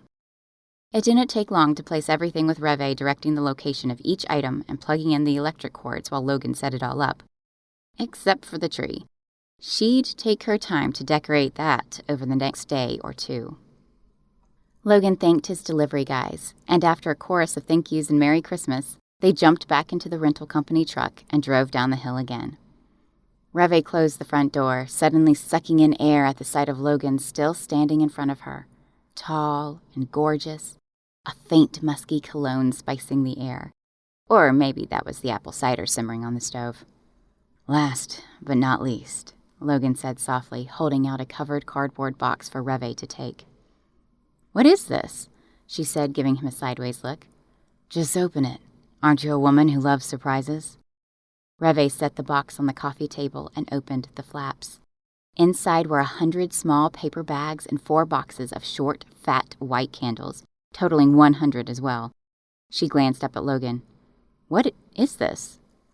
"Your very own Luminaria making kit," he told her. "Except there aren't actual kits to purchase. Luminarias are much more homemade than that. Just paper lunch bags with the tops folded down an inch or two, then scoop a cup of sand into the bottom of the bag to keep it anchored to the ground. The candle sits in the center of the sand. Here's a long-handled lighter to light the candles on Christmas Eve." That's so simple but so amazing. Where do I get the sand? Well, we usually just head out to the desert and bring it back in a wheelbarrow, but I brought you a 20-pound sack. It takes a couple of hours, but I'll help you. We'll place them along the driveway, the walkways, and the edges of the flower beds. Some people even put them along the edge of the roofline for a 3D effect. It sounds absolutely beautiful. Logan smiled at her and nodded. I promise it will be one of the prettiest sights you'll ever see for Christmas anywhere. After we get all yours lit up, I'll take you down to the town plaza to see it ablaze with 10,000 luminarias. That sounds beyond remarkable, Revé said, trying to imagine the spectacular sight. But, Logan, I'm flabbergasted that you brought all this over, and she stuck a hand on her hip. I know your rental store didn't have any of this to rent. Please don't tell me you went out and bought all this. He moved closer, a playful look on his face. Actually, I had most of it in one of our overflow sheds on the back of the property. You liar, she shot back, trying not to smile, but his grin was infectious and lit up his face. Revé fought the tug in her body that made her hunger to move closer to him. Instead, she braced a hand on one of the side tables to remain where she was and not launch into his arms. You are a very sweet and generous man, she said softly. Logan continued to surprise her and delight her, and she was getting to the point where she wanted to spend all of her time with him. Just enjoy it, Revé. Since you're stuck here alone for a couple of weeks, you needed to have Christmas too. She lifted her shoulders in a shrug. Oh, I would have survived. After all, I've already eaten 5 pounds of cookies today. I might try making fudge tomorrow. Save some for me? With the holiday rush in full swing, I don't get to take a lunch break much. Fudge for lunch? She asked, quirking her lips at him. Of course, but I can't guarantee my first attempt will be edible. There was a pause, and Revé said, I met your dad at the store. He was really nice.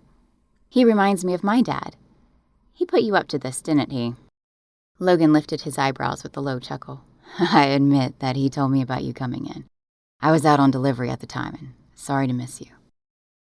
You don't rent this stuff, do you? It's all things you can purchase at any big-box superstore. That's what made it easy to get. I knew it! Revé pointed a finger at him, giving him a stern look. How much do I owe you? Not a thing, but the fudge you make tomorrow. You drive a hard bargain, Logan Redmond, but I'm perfectly capable of paying you for all these beautiful Christmas items. It's a gift from me to you. Revé knew that one family rental business didn't make a man wealthy by any stretch of the imagination, especially in a smaller-sized town. They probably barely earned a dime per item over the store's overhead after paying rent and their employees. Okay, she finally relented. Fudge and cookies are the least I can do. I'd love your company sometime, Logan said. Dinner, maybe, one evening. Logan, Revé paused. It's not practical. She shook her head. It was too awkward to speak the words of their vastly different lives, not to mention location. His voice grew softer. Now that's bad luck at the holidays. I can't even get a date with the most beautiful woman in town. You're incorrigible, she told him, suppressing a smile. Logan was probably the most handsome man in the entire state of New Mexico. Maybe California, too. And here she was, pushing him away. But what could she do? Find herself in another impossible romantic situation? It was better not to even begin, only to end up in heartache all over again. I'll bet you miss your family, he said now. So I wanted to give you a little New Mexican Christmas. I'm sure you're a little homesick and missing your time with Carmen, too. She bit her lips and gave a small nod. He was thoughtful, too, recognizing her needs and hurts. Revé did miss her family, but she was fine without them, for the moment. Right now, it was better for her not to be rushed at every 5 minutes or have to explain 100 times over why the men in her life kept leaving her. But she did miss her little nieces and nephews, who probably didn't understand why Auntie Revé wasn't there for Christmas. What are you thinking right now? Logan asked. I can see a whole lot of interesting thoughts crossing your face. She shook her head, shrugging again. Just guilt at not going with my family. I'm a bit sad not being around all the little cousins. Christmas morning is super fun with kids in the house, but I'm not sure I'll ever have any of my own. Logan frowned and gave her a baffled look. Of course you will. You're too beautiful and smart and amazing not to. You just have to find the right guy. Her laugh was sharper than she intended. Easier said than done. His voice grew lower, getting almost rough and sexy, and the tingles in Revé's body grew by 10,000%. I have a feeling something recently happened to you in the dating department. Am I right? She glanced away, emotion stinging the back of her eyes, as if they were betraying her. Does it show that much? Revé could see the flecks of darker blue color in the center of Logan's mesmerizing eyes. Her eyes dropped to his perfectly amazing lips, and then she blushed, fumbling a hand behind her to find a chair to plop into before she fell over from his hypnotic presence. The next instant, Logan reached out to take Revé's hand in his, bursts of fireworks shooting through her chest at the touch of his skin on hers. Hey, come over here and sit down. You've been standing a long time directing us and setting up, and you look as if you're about to fall over. Revé's legs were wobbly, but not for the reasons he assumed. Nodding silently, she sank into the couch and grabbed a throw pillow to hug to her chest. Better than launching herself into his arms.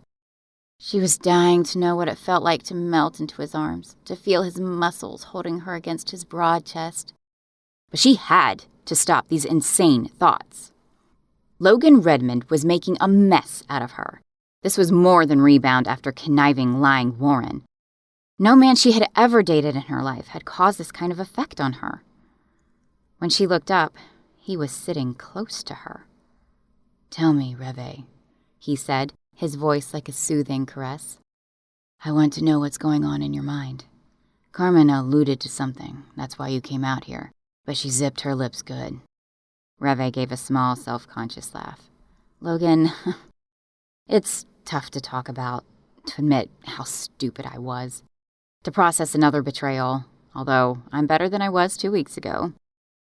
Why do you think that is? She lowered her eyes when his scrutiny overcame her. Because, she answered, trying to be nonchalant. Taos is a great place. I needed a change of scenery and some rest. Work's been good, but frantic too. My family in India can be very stifling, so I confess that I'm actually running away a little bit. Logan reached out to brush the back of his hand along her cheek. Keep going, he said softly. I have a feeling that this is more than a busy work schedule and family shenanigans. Revé growled in her throat. How'd you get to be so intuitive? Because I have to admit that I felt a connection with you right away, he answered, his warm hand sliding down her arm to catch her fingers in his. Revé knew she should pull away, but his palm against her skin set her on fire. A heat she wanted to hold close and tight when he laced his fingers with hers. And yet, he was ablaze that was so very dangerous, too. She lifted her chin. You must be a lawyer in disguise, dragging the truth out of me against my will. I'm a lawyer incognito, he chuckled. Actually, I did attend law school, took the bar, but the profession is a rat race with all the rats eating each other. Dad was sick at the time, so I came home, and soon the rental business took over my life. But I like people. Maybe I'm a salesman at heart, but on my own terms. Law school, huh? Where did you attend? UCLA, he said, his lips quirking upward. But that's Los Angeles. I guess you're not such a small-town cowboy that I've been assuming. We all have our little secrets. Now finish telling me yours, and I promise you'll feel much better when it's out of your mind for good, because that's where things go once you've finally told someone. The bad memories fade and disappear, and the heartache will disappear with it. She laughed out loud. Are you now going to tell me that you're a licensed therapist? He chuckled with her and sank deeper into the sofa, their thighs brushing. Well, no, but I've done a bit of counseling on a volunteer basis. I'm actually involved with the foster care system in our county. Since I'm not married, I don't personally foster any of the kids, but I do big brother stuff. Talk to them, do homework, play games, coach baseball. Oh, that's all. You should get married and have some kids of your own. You sound like you'd be an amazing father. That's my goal. Logan paused, studying her thoughtfully. Now, no more stalling, my gorgeous Revé. His words made her shoot her eyes up at him. What had he called her? You don't give up, do you? She said, the words catching in her throat. Nope, he told her. Okay. Revé snatched her phone from the office table and brought up the video from the Marcus restaurant. If you insist, this explains it better than anything I could say. Besides, I might just lose it again and say some things I'll regret. A confused bewilderment crossed Logan's face as Revé pressed the play button, starting the video of Warren and the proposal to his new fiancé in the restaurant. While he watched it, an array of emotions crossed Logan's face. Confusion, then shock, and finally, outrage. This guy, he was your old boyfriend? Revé's voice shook even as she fought to keep her composure. This was barely 2 weeks ago. I was at a dinner meeting with some clients, the board of directors from a local hospital. Bad timing, huh? I stupidly thought this guy was coming over later that night to propose to me. What a fool I was. Blind and so stupid. One of the worst nights of my life while I had to pretend to be sane in front of the hospital president, even as I was screaming inside. Logan pressed his lips together, shaking his head, a stunned expression on his face. Finally, he burst out. That jerk is a con man, a lying, conniving. Well, I won't say what I'm really thinking, so. Logan took a deep breath as if fearing to ask. Do you still miss him, or think about him? Surprisingly, my anger only lasted about 24 hours, and then I realized the man wasn't worth a single tear. So I stopped and almost never think about it now, other than to keep the evidence in hand in case I need it. Although, I can't wait to erase it forever. I only saved it to show Carmen when I got here. Logan gave her a curious look. So what did you do at the restaurant? I can't imagine not confronting the jerk. I poured a pitcher of ice water all over his brand new suit, including the blonde. Logan burst out with laughter, shaking his head. You are a brave, feisty woman. Yeah, well, I've never done anything like that before. 2 days later, I was on a plane to New Mexico and eating sopapillas and honey with Carmen. And you at the plaza. A blush crept up Revé's neck. And ever since, I've been too busy recovering from snowball fights and meeting a man who's nicer than I ever imagined a member of the male species could be. I like that part of the story, Logan said, taking one of Revé's long, dark curls in his fingers while he continued to gaze at her. She could barely speak. My real problem is that I don't trust my judgment. I probably don't know my own mind. I certainly keep choosing unwisely. And now you doubt yourself. In spades, Revé admitted ruefully. Which means you're doubting the vibes going on between us right now, Logan added. Revé shook her head, pressing her fingers against her eyes. No, I can't feel these vibes. They can't be real. Every relationship always goes bad in the end. They feel pretty real to me, Logan told her, his voice quiet and irresistible. I was hoping I wasn't the only one feeling them. We shouldn't even go there. It's impossible. Revé stood up, staggering a little to regain her balance after his nearness. You have been amazingly generous to me. I can't thank you enough. The house is going to look fantastic after I finish decorating it, and all the fairy lights are glowing in the windows. Please thank your father. I'll make a plate of goodies and deliver them to him. I hope you and your family have a very Merry Christmas. His eyes never left her face. Just like that, you're kicking me out? She chewed on her lips, her voice turning raspy with sudden emotion. I don't think you want a girl on the rebound. You underestimate me, Revé. I was just hoping to hang a few ornaments, that's all, Logan said with a sly grin. Oh, well, that's all, huh? She couldn't help retorting as a small laugh rose up her throat. Logan shook his head. You shouldn't be in this house alone for the next 2 weeks. I'll have to send over some of the kids I know to throw snowballs at your front door. I figured you'd say something like that. Sounds like I'll be baking cookie plates for the next week. Hey, there are worse things, he told her gently. Maybe someday I'll have a house full of kids who yell and rustle and rip open presents and never use a napkin at the dinner table. But at the moment, it doesn't look like that's in my future. Logan gave her a slow, wicked smile. Stop that grinning, she ordered. You don't have to send over the entire foster care system, she added, knowing what he was thinking. Logan finally rose from the sofa and opened a box of the smaller red and gold ornaments, hanging them up on the top third of the tree where he could easily reach. There's your first tree ornaments. he said with another smile. Your Tal's Christmas has officially begun. Chapter 14. You rented Christmas! Carmen's exclamation came through the phone loud and clear. Like, rented the entire thing, a tree, and the works? Why not? Revé said, touching one of the green, glittery ornaments hanging on her beautiful Christmas tree. That's priceless. I love it. Who else but Revé Chatham would think about renting Christmas?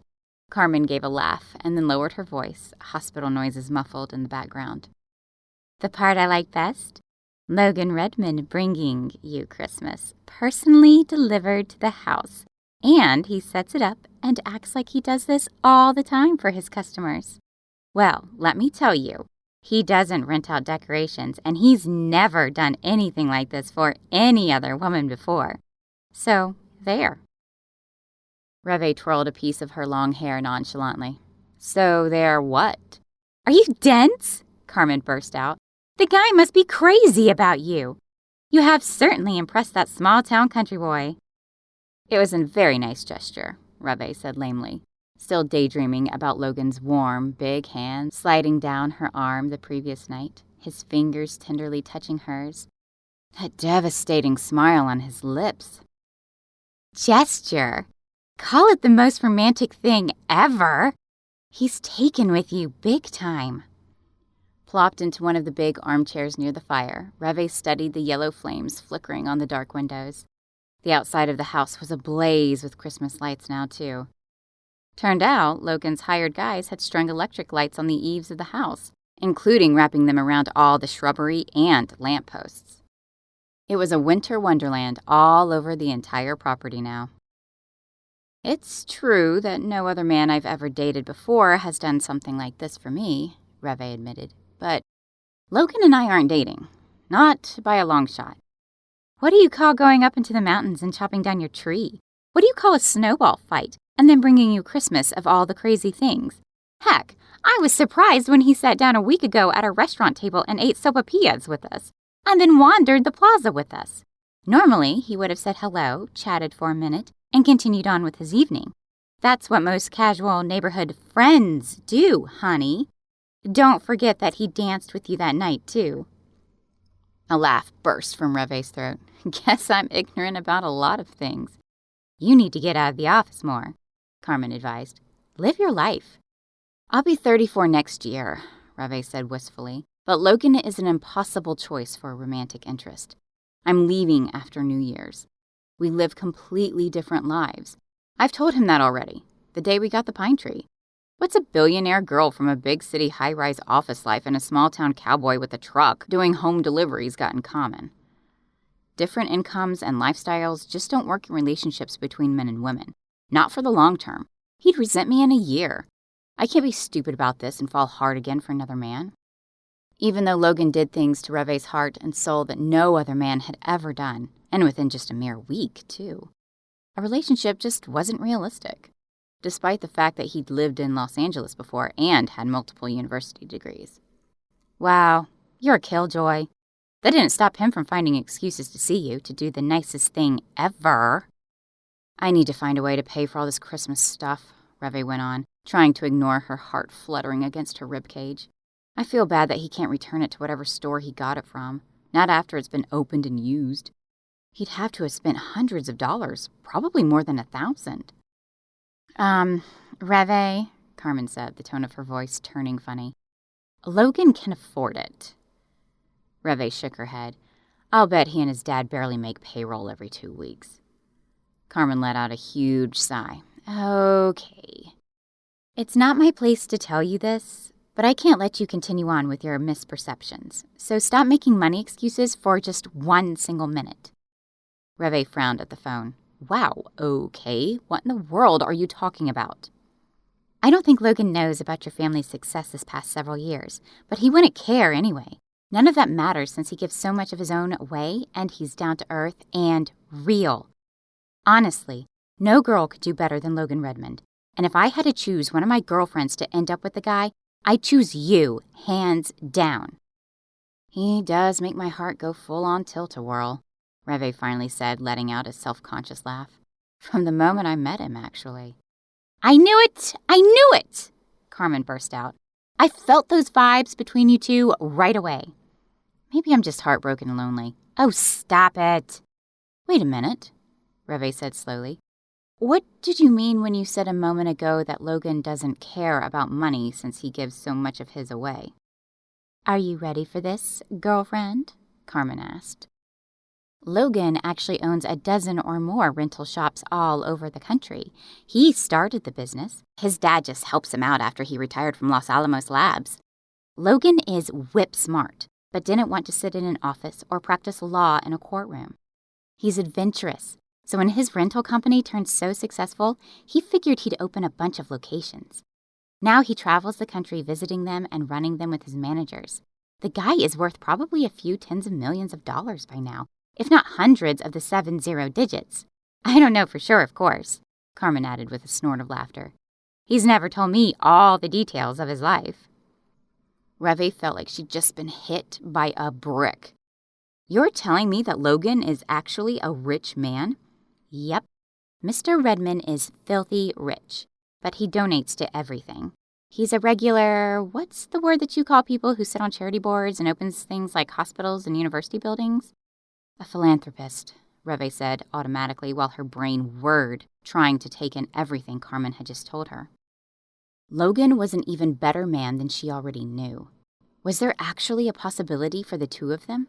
It was crazy, mind-blowing, and astonishing. But hope flared inside of her, and she knew it was true. Chapter 15. Revé spent the final few days before Christmas touring Taos's historical sites and baking up a storm. She'd never had so much practice.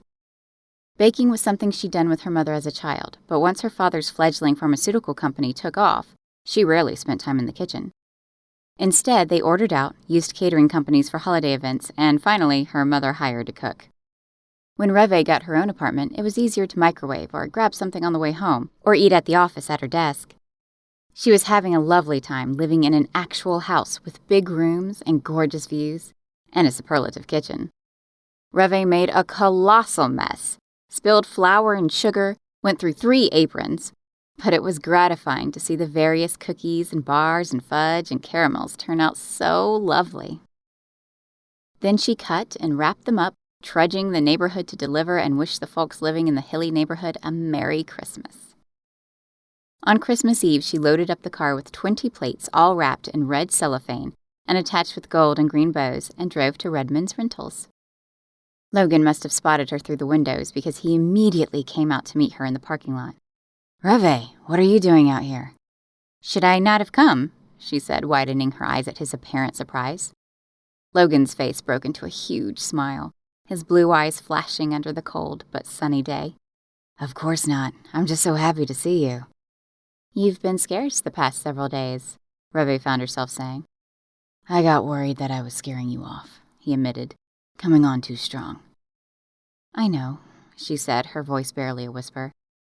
I was scared. I've had so much bad luck. More than your share, and what that last jerk did to you was so wrong on 100 different levels. Unforgivable to break a woman's heart like that. Not to mention cowardly and gutless.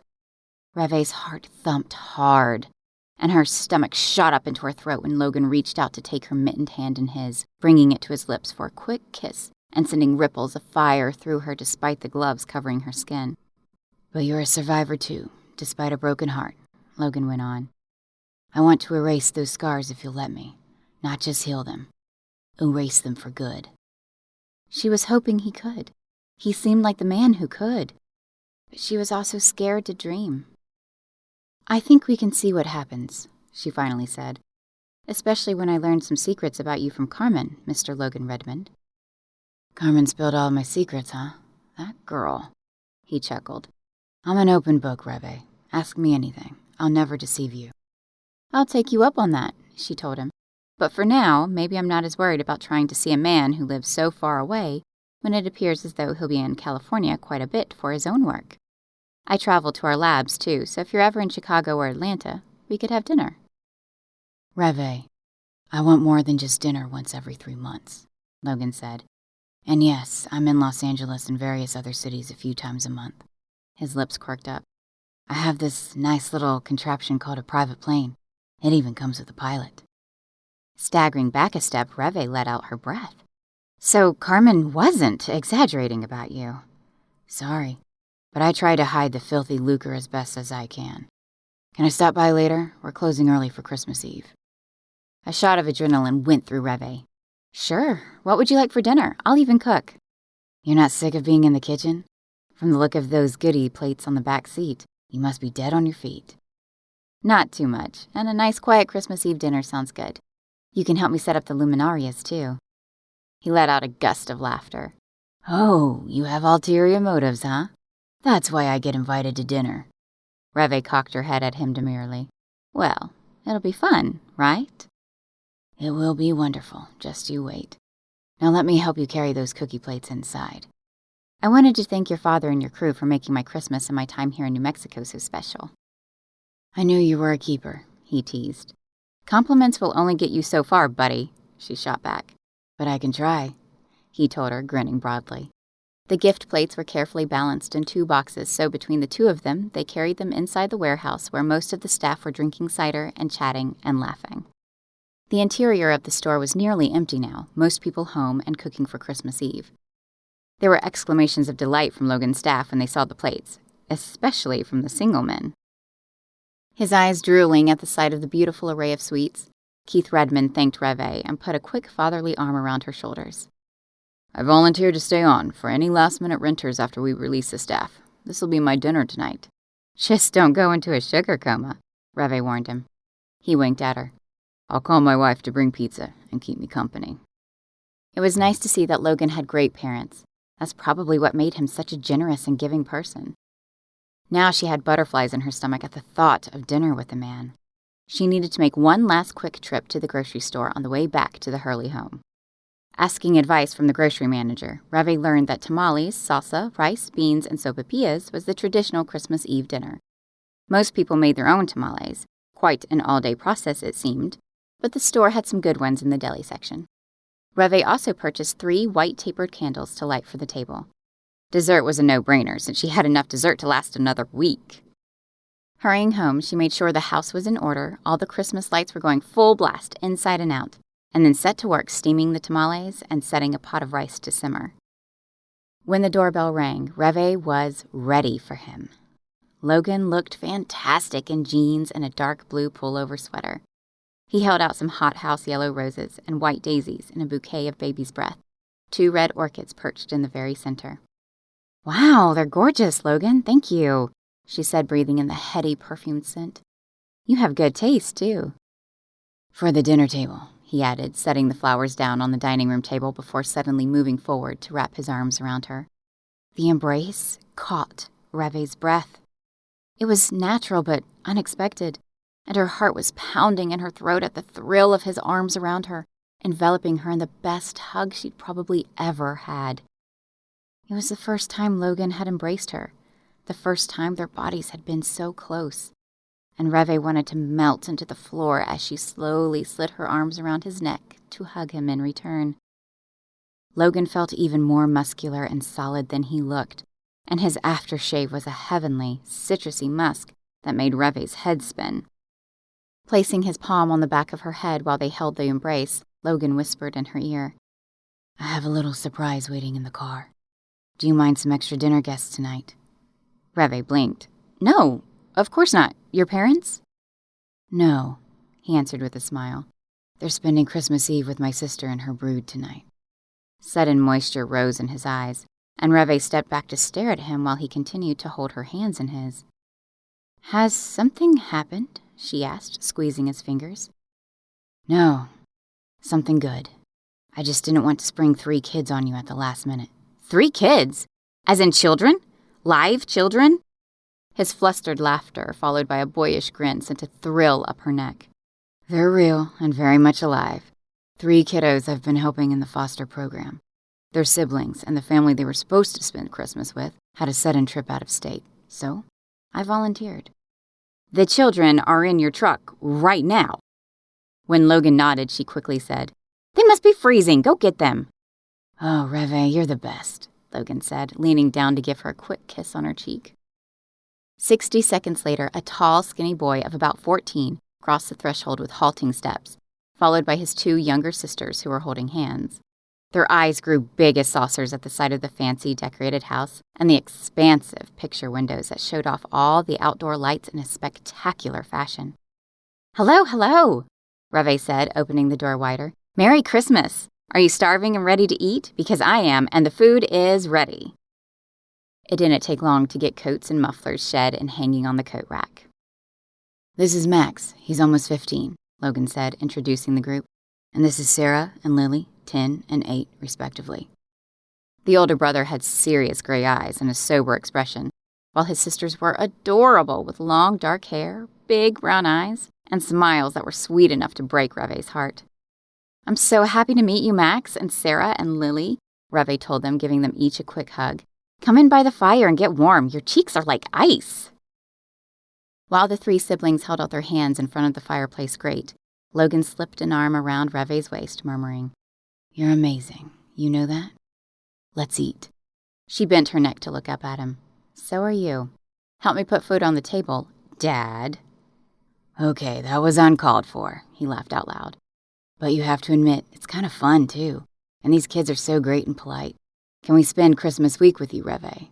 he asked next, his voice lowering as he brushed his chin against her cheek and hair. She gave a small laugh. "What does that mean?" "I told the kids we'd go sledding and make a snowman. And, play games, eat popcorn, watch movies. I also have gifts for them to open in the morning." Tears burned at Revé's eyes. "You're going to make me cry. They have nothing? Nobody?" she whispered up at him. Logan shook his head, his expression sober. "They lost their mom in a car accident about 2 years ago, and their dad kind of lost his mind. First his job, and then his sanity. He's in a drug rehab facility up north and suffering major depression. We're trying to find a family that can take them for the rest of the school year until their father gets out. Extended family is sparse and unable to take them." "Can I take them home with me?" Revé said with a small, wistful sigh. "They're beautiful children, and they seem so sweet. What a devastating time they've had losing both their parents in such difficult circumstances." "The foster care system is struggling to find answers to it all. Meanwhile, we can give them a great Christmas to remember," Logan said with a soft smile. Revé nodded, gazing into the man's kind and empathetic face. What a good man he was, and with every passing day, she was getting more and more attached to Logan Redmond, a tantalizing but potentially dangerous outcome if she wasn't careful. After eating an early dinner, dusk was beginning to settle, and everyone pitched in to get the luminarias put together. Max filled the bags with 2 scoops of sand, the girls placed the candles, and Revé and Logan positioned them up and down the driveway, the fence line, and the raised flower beds. Then Logan used the long lighters to get the candles lit, Max especially eager to help with that part. While a bright moon rose slowly above the mountains, the luminarias glowed a beautiful golden yellow in the chilly, dark night. Sarah and Lily clapped their hands in delight. "Aren't they so beautiful?" Revé said, putting an arm around the girls. They snuggled up close to her, and Sarah said, "Our mom used to say that the luminarias lit the path for the Christ child to find us on Christmas Eve and bless all the families." "Your mother was exactly right," Revé said. "What a beautiful night to be born. We're going to drive around the neighborhood to see all the Christmas lights, and then we're going to head into the plaza to see the thousands of luminarias at the church. But later, when we get back home, I want you to tell me about your mama, okay?" Lily nodded, slipping her hand into Revé's and squeezing tight. "Don't you think the kids should spend the night here too, Logan?" she asked quietly. "After all, tomorrow is Christmas morning, and they'll need to open their presents." "You read my mind," he said, gazing at Revé in wonderment. "We actually had a lot of donations, and there are new pajamas and presents in the truck for them. They'll love staying here instead of my Stark bachelor pad. The Hurley house has a few empty bedrooms. It will only take 10 minutes to change the sheets." "A slumber party," Lily said, clapping her hands. "Slumber parties are the best," Revé agreed, laughing. "I haven't been to one since I was about 13, so I'm long overdue. Maybe we need sleeping bags and lots of blankets for cuddling, too." Logan jumped in. "I'll bet I can rustle up a few sleeping bags from the Hurley garage. We'll lay them out on the living room floor in front of the fire for when we come back after a trip into town."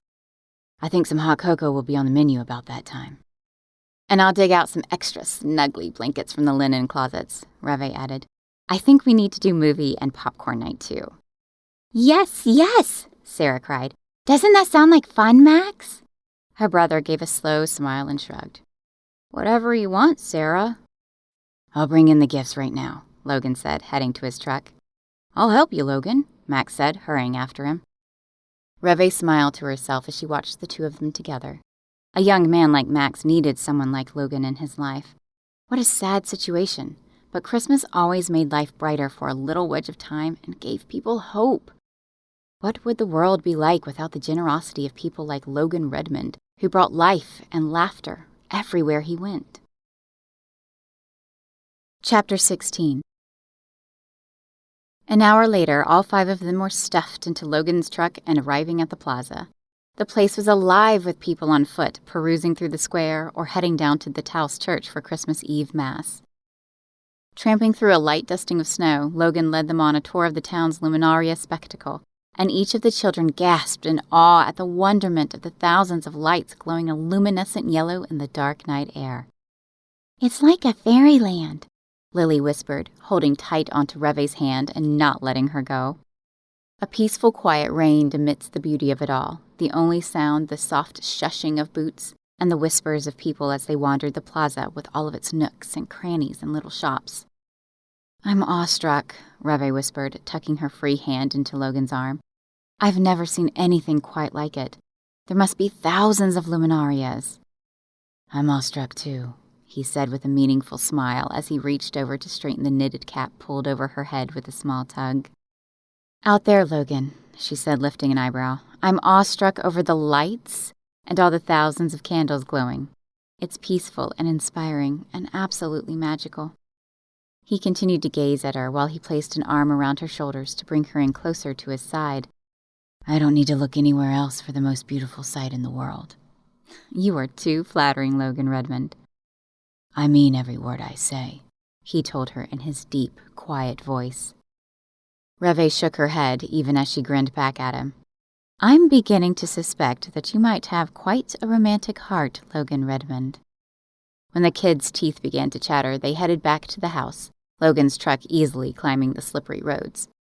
Once inside the house, coats and scarves were flung across the couches, while Max and Logan spread out cushy sleeping bags on the floor in front of the fireplace. While Logan showed Max how to build and light the fire, Revé made popcorn and hot cocoa with Sarah and Lily in the kitchen. We worked up an appetite after all that walking, she said. Are you sure we had dinner? Lily giggled. I had 2 tamales. Me too, Sarah added. The sopapillas were yummy too, Miss Chatham. Please call me Revé, sweetie. Today was my first time ever making sopapillas, and they didn't turn out too bad if I do say so myself. The honey really helps on the almost burned parts, though, she added with a silly laugh. I think tomorrow we need to make cut-out sugar cookies and frost and decorate them after we open our presents. There are presents? The 2 sisters said, their eyes widening with excitement. If I'm not mistaken, this is the night Santa Claus comes, Logan called out from the great room. He reached over to switch off the table lamps so the room glowed with only the Christmas tree lights reflecting off the windows that overlooked the front yard. What movie should we watch? Max asked. Rudolph the Red-Nosed Reindeer, his sisters chorused. Sounds great, Logan agreed, but hand over some of that popcorn. We'll just make more, Revé told him, punching him lightly on the arm. Without hesitation, Logan caught her hand, entwining their fingers in a warm, close clasp.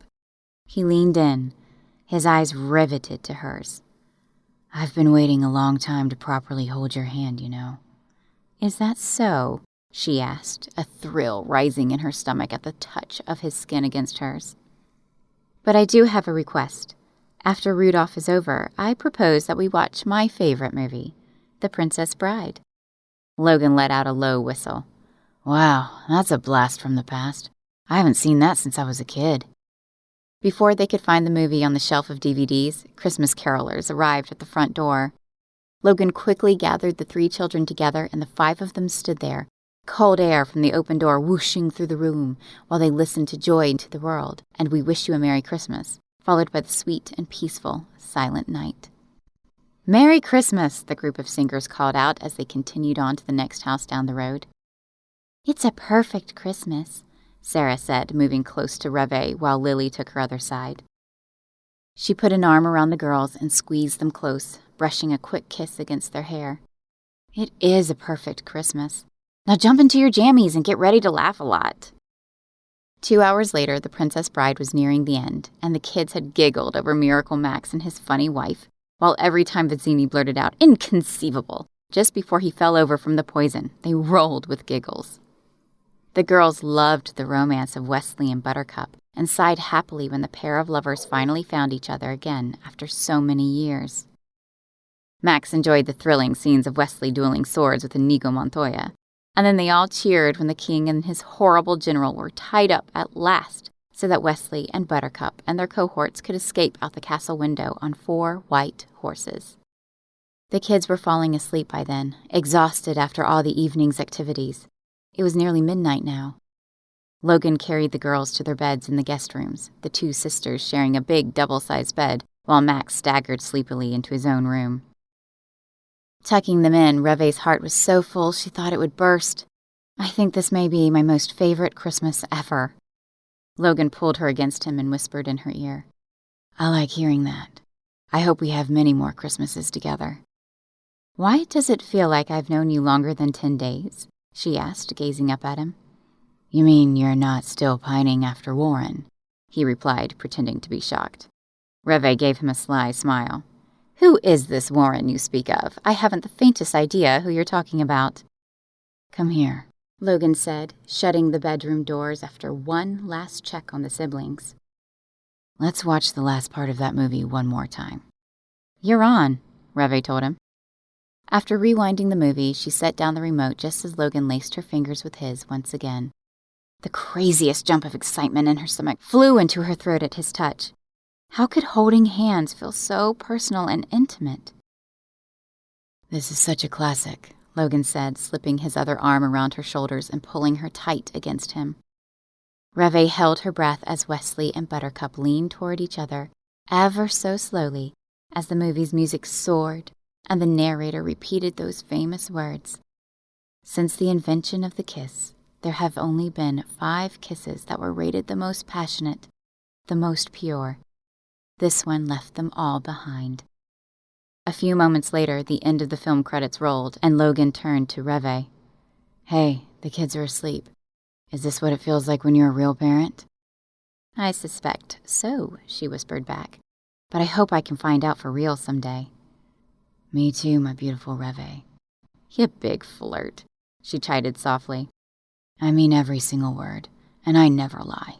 You can even ask my mom," he added with a low chuckle. "Maybe I'll do just that." Laughter bubbled up Revé's throat as they grinned at each other.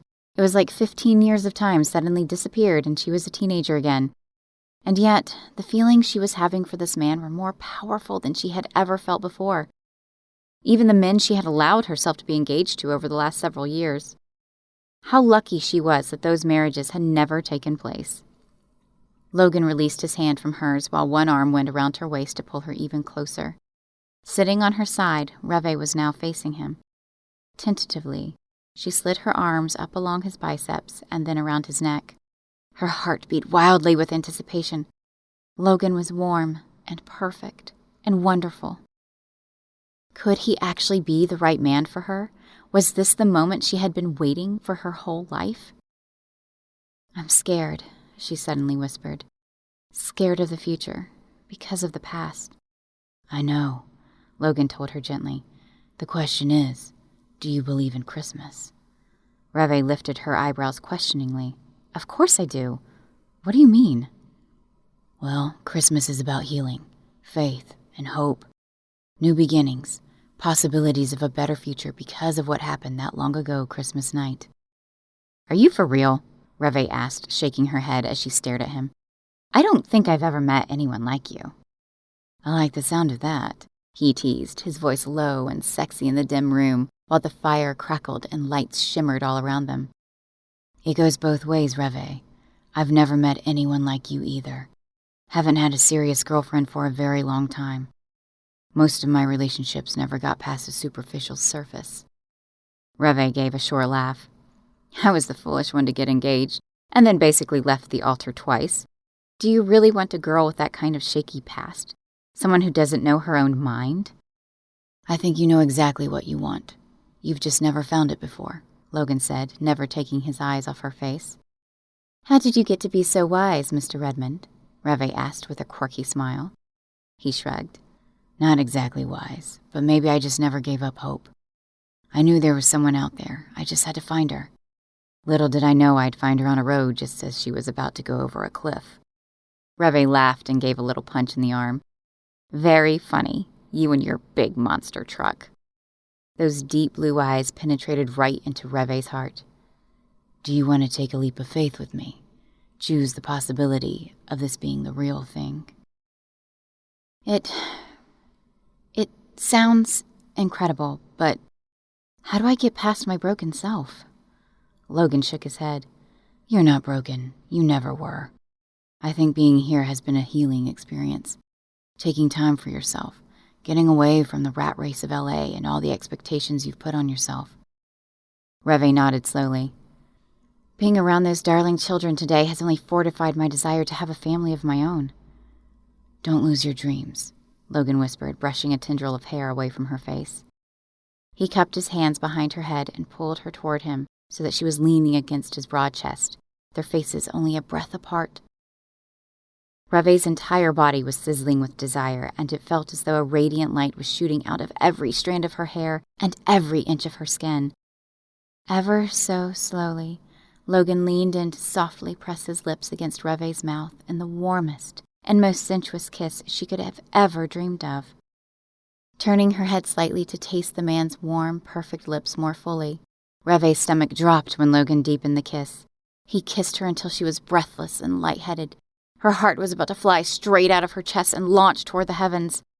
The fire was beginning to die down, turning into a pile of glowing orange coals in the grate, but Revé's face was hot and flushed as they continued to kiss and kiss and kiss. When Logan pulled her legs over his lap to turn her even closer to him, tiny pinpricks of emotion burned at Revé's eyes. Something really big was happening. This was it. The most passionate, the most beautiful kiss she had ever experienced with the most perfect man she had ever met. Just like her favorite movie's final words. After 5 more minutes of an explosion of perfect kissing, Logan murmured against Revé's mouth, "Is this the kiss you've been waiting for, sweetheart?" When he said things like that, as if he truly knew her, a powerful happiness filled her entire being. "How did you know?" she asked. "It's like you can read my mind, my heart." A boyish grin spread across his face. "Oh, I don't know. But after watching The Princess Bride, it wasn't just a lucky guess." Laughing quietly together, Logan bent to kiss her neck and then the corners of her mouth before pulling her face close to his again. His hands were warm around her body, and Revé grasped his upper arms, an ache of longing rising inside of her. Laughter combined with tears bubbled up in her throat. Revé was discombobulated and overcome with love for this incredible man, not to mention wildly and deliriously happy. She had just had her honest-to-goodness Wesley and Buttercup kiss. "Yep, this kiss has left all the others behind," she admitted, quoting the movie. "I know what I want now," she added, pressing her mouth against those perfect lips of his, wanting more and more. Finally, she broke away in a small gasp of exhilaration. "You are something else, Revé Chatham," Logan told her in his husky, flirtatious voice. Hope filled Revé up like a balloon ready to fly through the ceiling to the stars. "I think I can finally stop looking because the man I want is right here in front of me. That is, if you haven't changed your mind after keeping you at arm's length for so long." "Don't worry. I'm never going to let you go, Revé," Logan told her, running his fingers through the swirls of thick, dark hair that fell around her shoulders. Revé's voice was husky, emotion welling up in her throat. "Will you promise me one thing?" "Anything you want, gorgeous woman." "Promise me that you'll kiss me like this for the rest of our lives." "As you wish," Logan said, repeating Wesley's dashing words from the movie. "Forever and ever, my gorgeous Revé."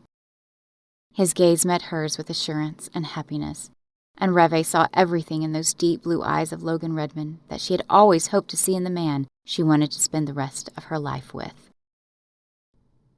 This has been the Billionaire's Christmas Hideaway, written by Kimberly Montpetit, narrated by Aaron Dameron Hill. Copyright 2018 to 2020 by Kimberly Montpetit. Production copyright by Kimberly Montpetit.